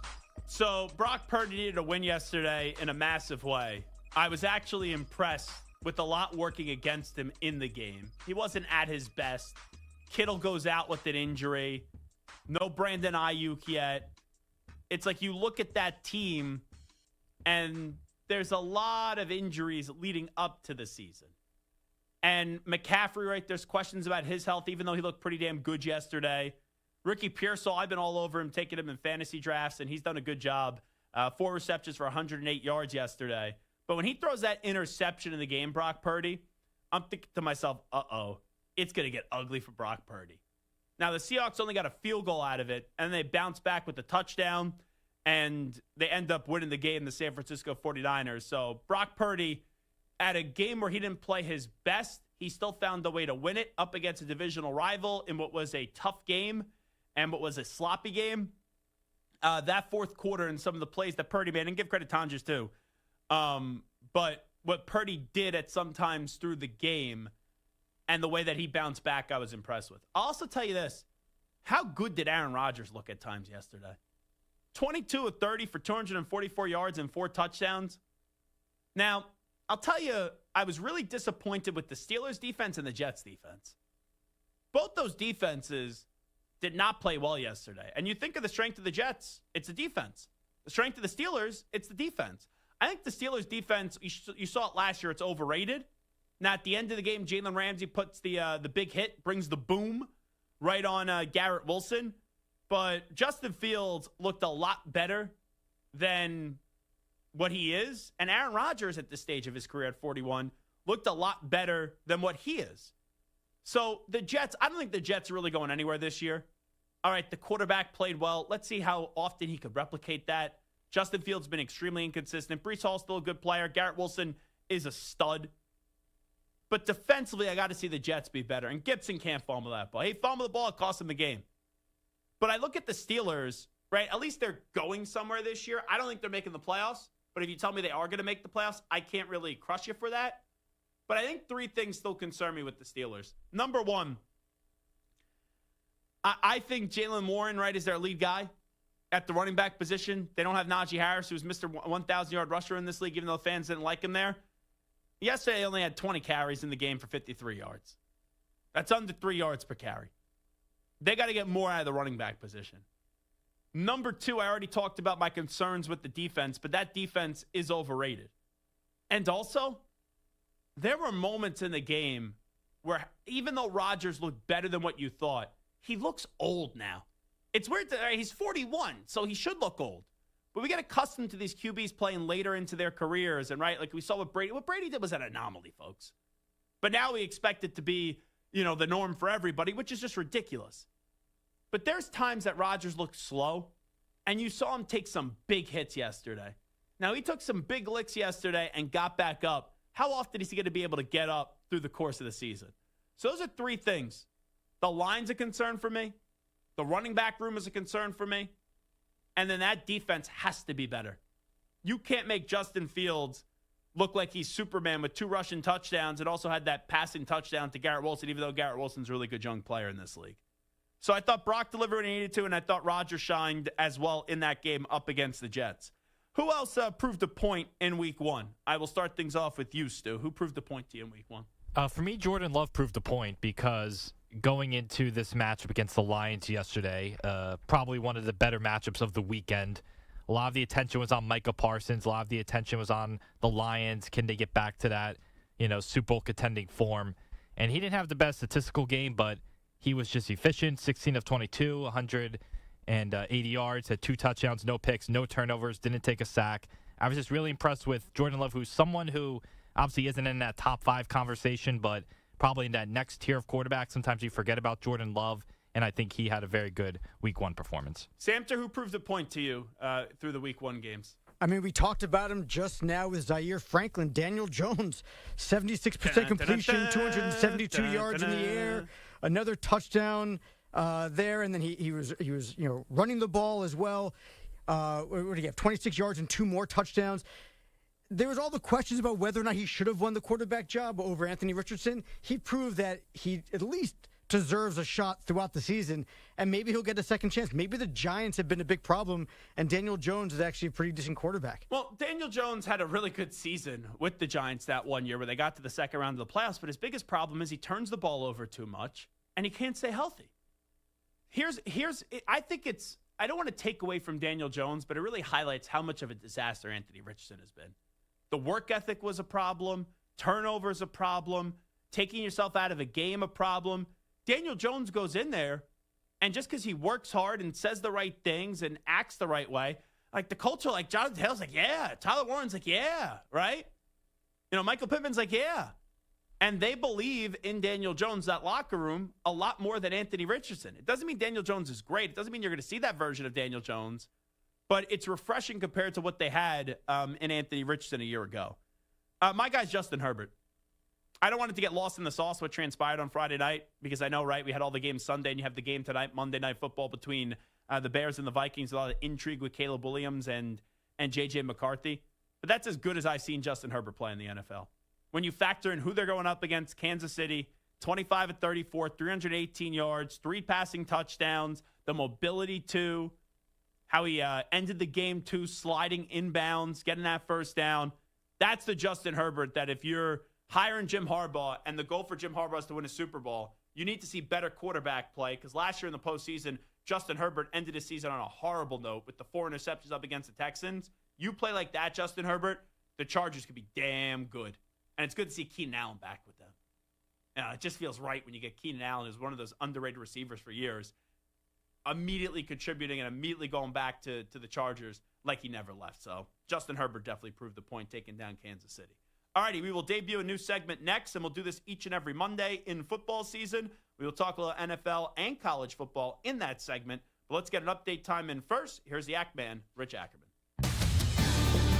Infinity Sports Network Sports Flash. And it's brought to you by Progressive Insurance, who protects small businesses with affordable coverage options. Quote today at progressivecommercial.com. The NFC North might be the NFL's toughest division. The Vikings finished last year with a 14-3 record and were the 5th seed in the conference. They entered this year with a chip on their shoulder after being knocked off in the playoffs. The Vikes are loaded with talent and have a new quarterback. Head coach Kevin O'Connell said there's a lot to look forward to.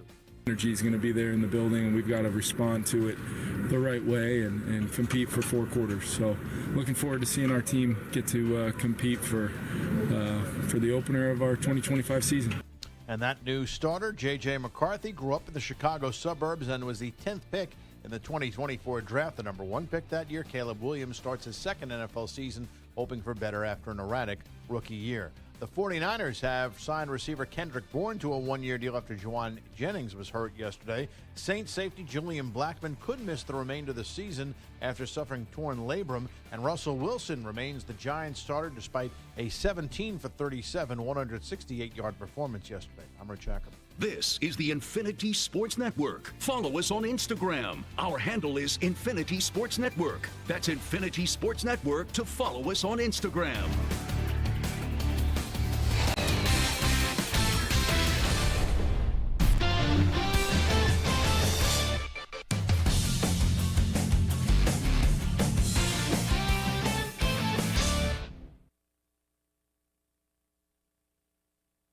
You're in a 5-minute break.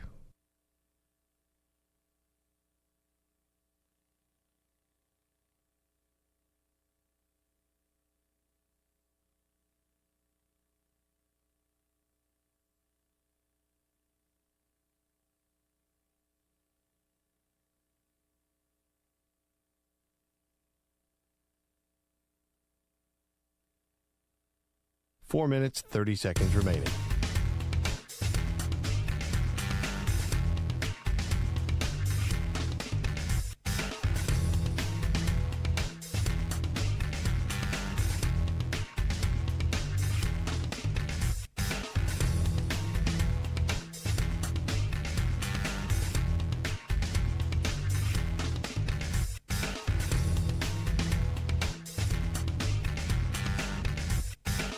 Four minutes remaining.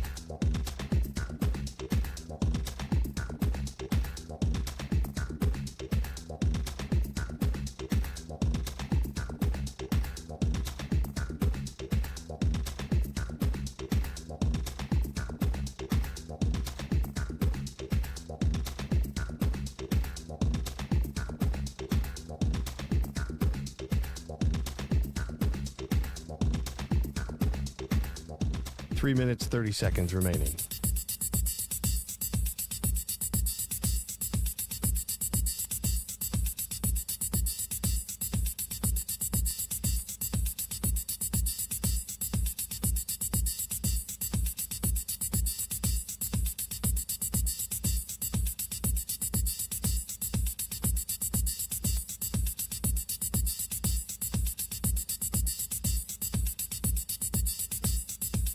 Three minutes remaining.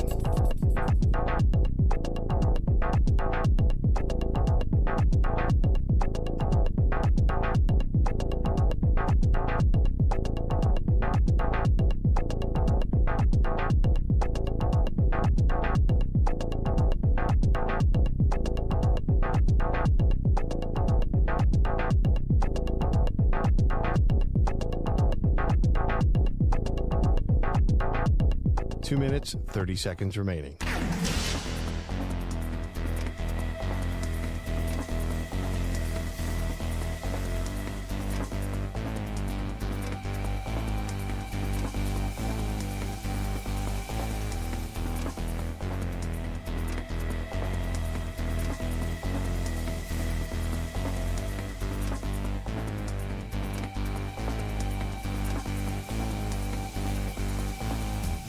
Two minutes remaining.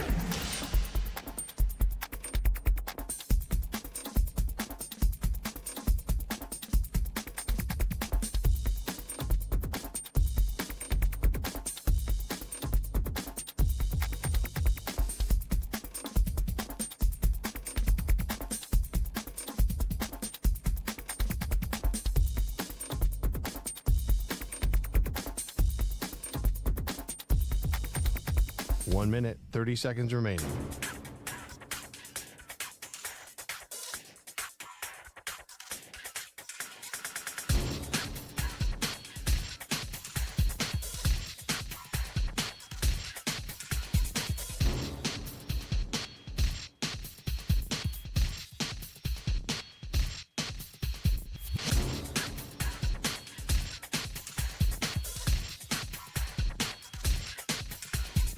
One minute remaining.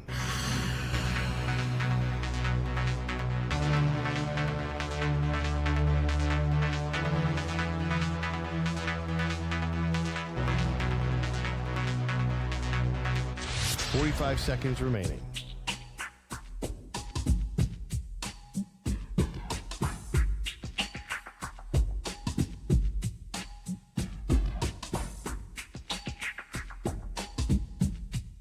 Thirty seconds remaining.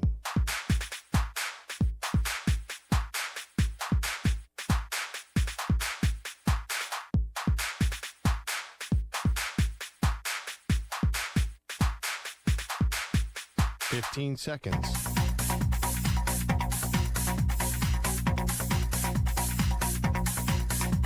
Break ends in 5 seconds.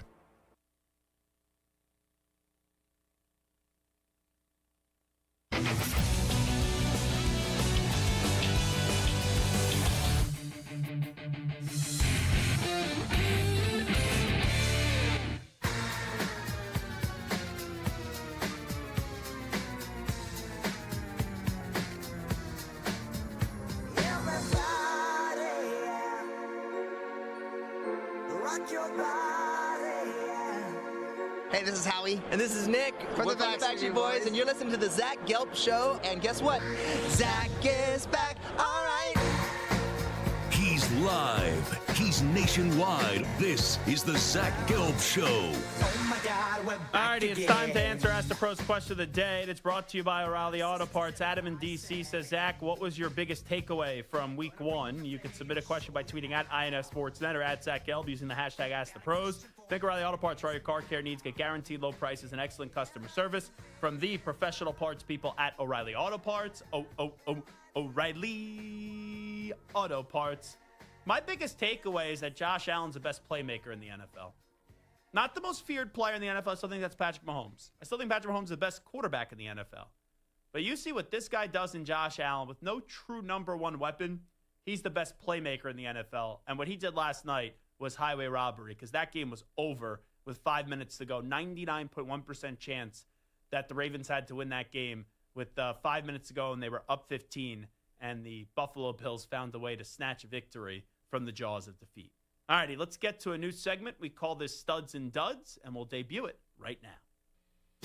On the Zach Gelb Show, we're looking for studs. Back to pass. Bosa picked up. Deep shot. Jefferson. Yes! But sometimes we have to tolerate the duds. They stink. Lamar takes the snap. Rolls to the right. Throws. Complete. No! He dropped it. Mark Andrews hit him in the hands. Now for the moment you've all been waiting for. And here we go. It's time for Studs and Duds. Alrighty, let's start it off with an NFL stud. We'll skip around the room here. And this is an unlikely hero. Jake Tonjes. Who? He was on the field because there was a lot of injuries for the 49ers. It was 13-10.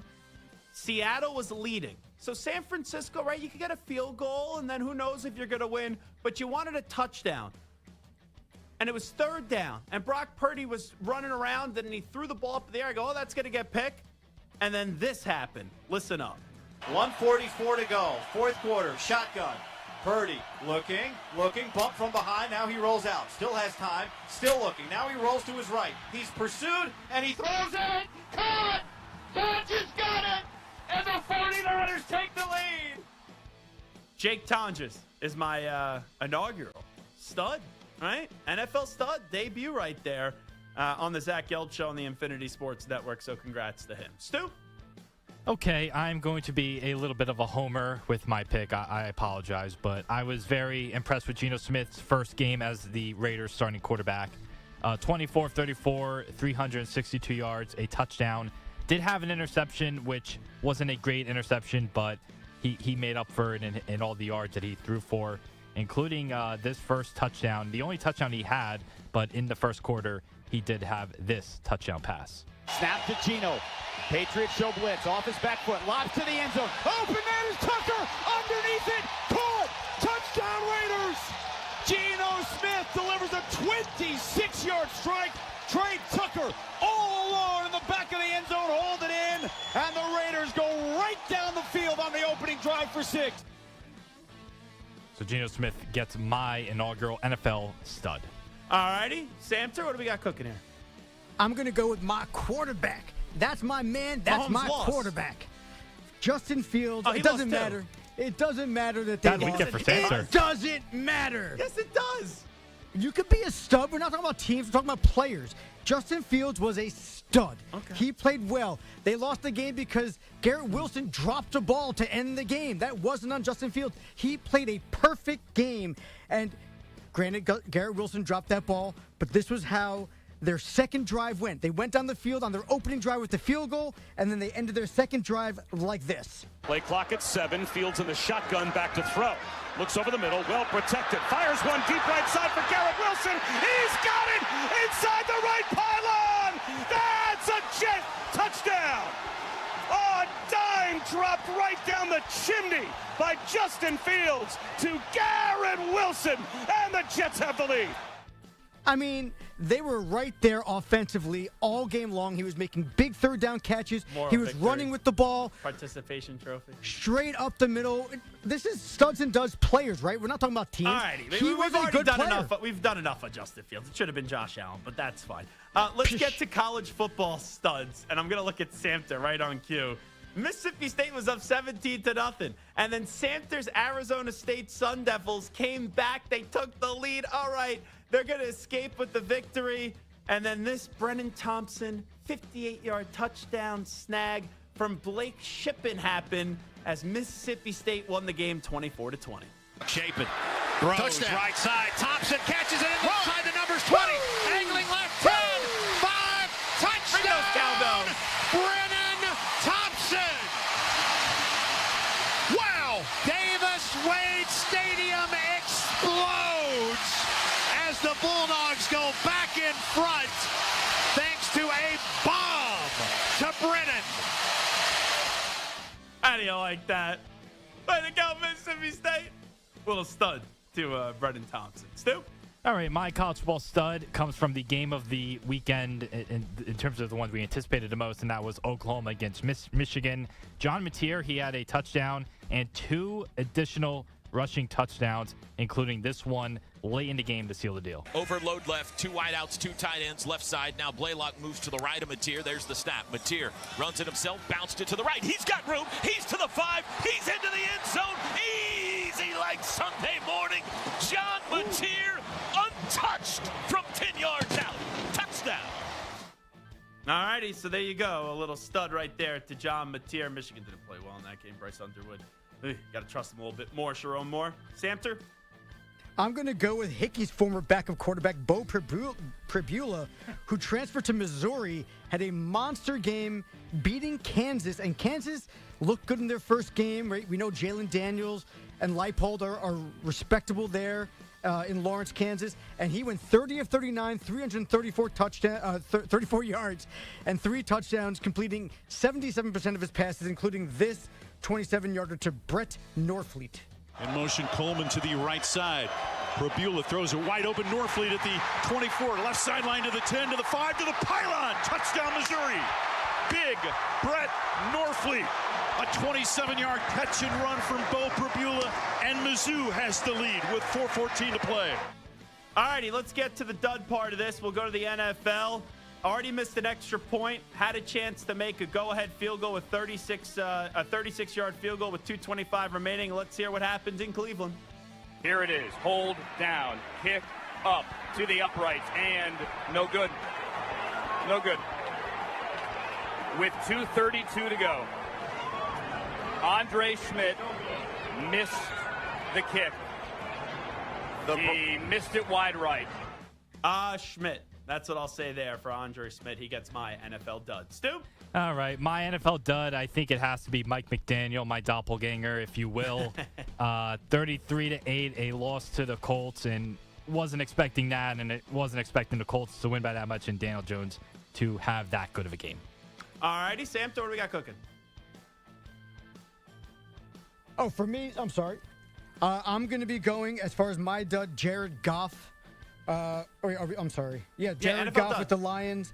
They were bad. They got blown out. They got absolutely crushed by the Packers. Jared Goff looked awful. All righty. I will go to my college football dud, and it's going to be Billy Napier. He was asked after the game where they lost to USF. He's now 20-20 through his tenure at Florida, if he's still the right coach for the job. The losses keep mounting and some of the mistakes that keep happening with this program. Do you think you're the right guy? Yeah, I think I'm more concerned with doing my job to help lead these young men. I think that that's a big picture question, and I think right now it's more about today. It's more about what we do tomorrow, and I think that's what we got to get consumed with. I'm consumed with doing the best job I can do for the players, leading the staff, and getting the football fixed, because ultimately that's going to decide how far we go around here. Yeah, that's a dead man walking, and he knows it too. All righty, Stu, who do you got for your dud? All right, mine is the Oklahoma State coach, Mike Gundy. Not that I was expecting them to have a great game against Oregon, but they lose 69-3 after he was complaining all week about how much money they spent on their players, and this is what Gundy had to say after the game. I told the team that I didn't do a good job of getting our players put in a position, and we were too complicated in all 3 phases. Tried to do too much on defense, tried to do too much on offense, and we ended up not being able to execute and being good at anything. And that's my fault.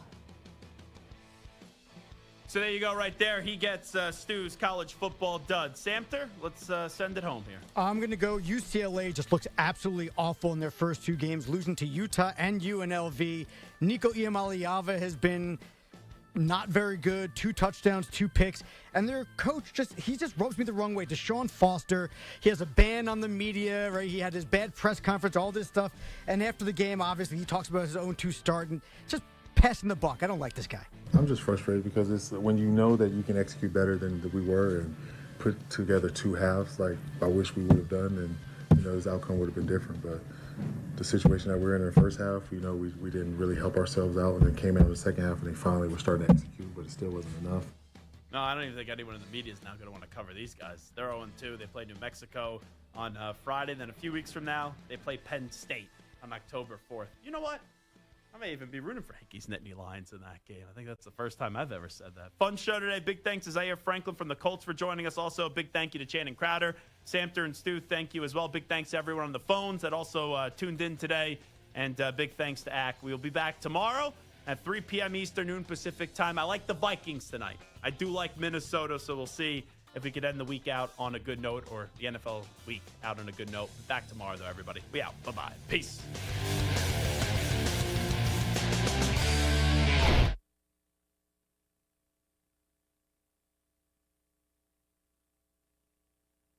You're in a 5-minute break.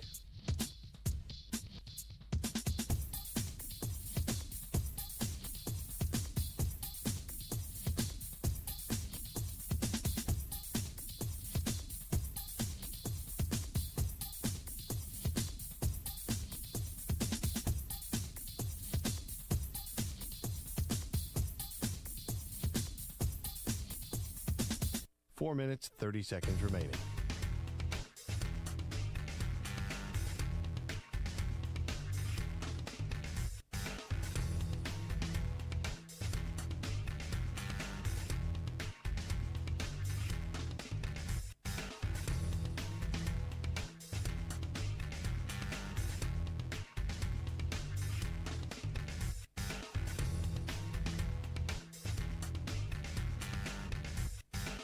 Four minutes remaining.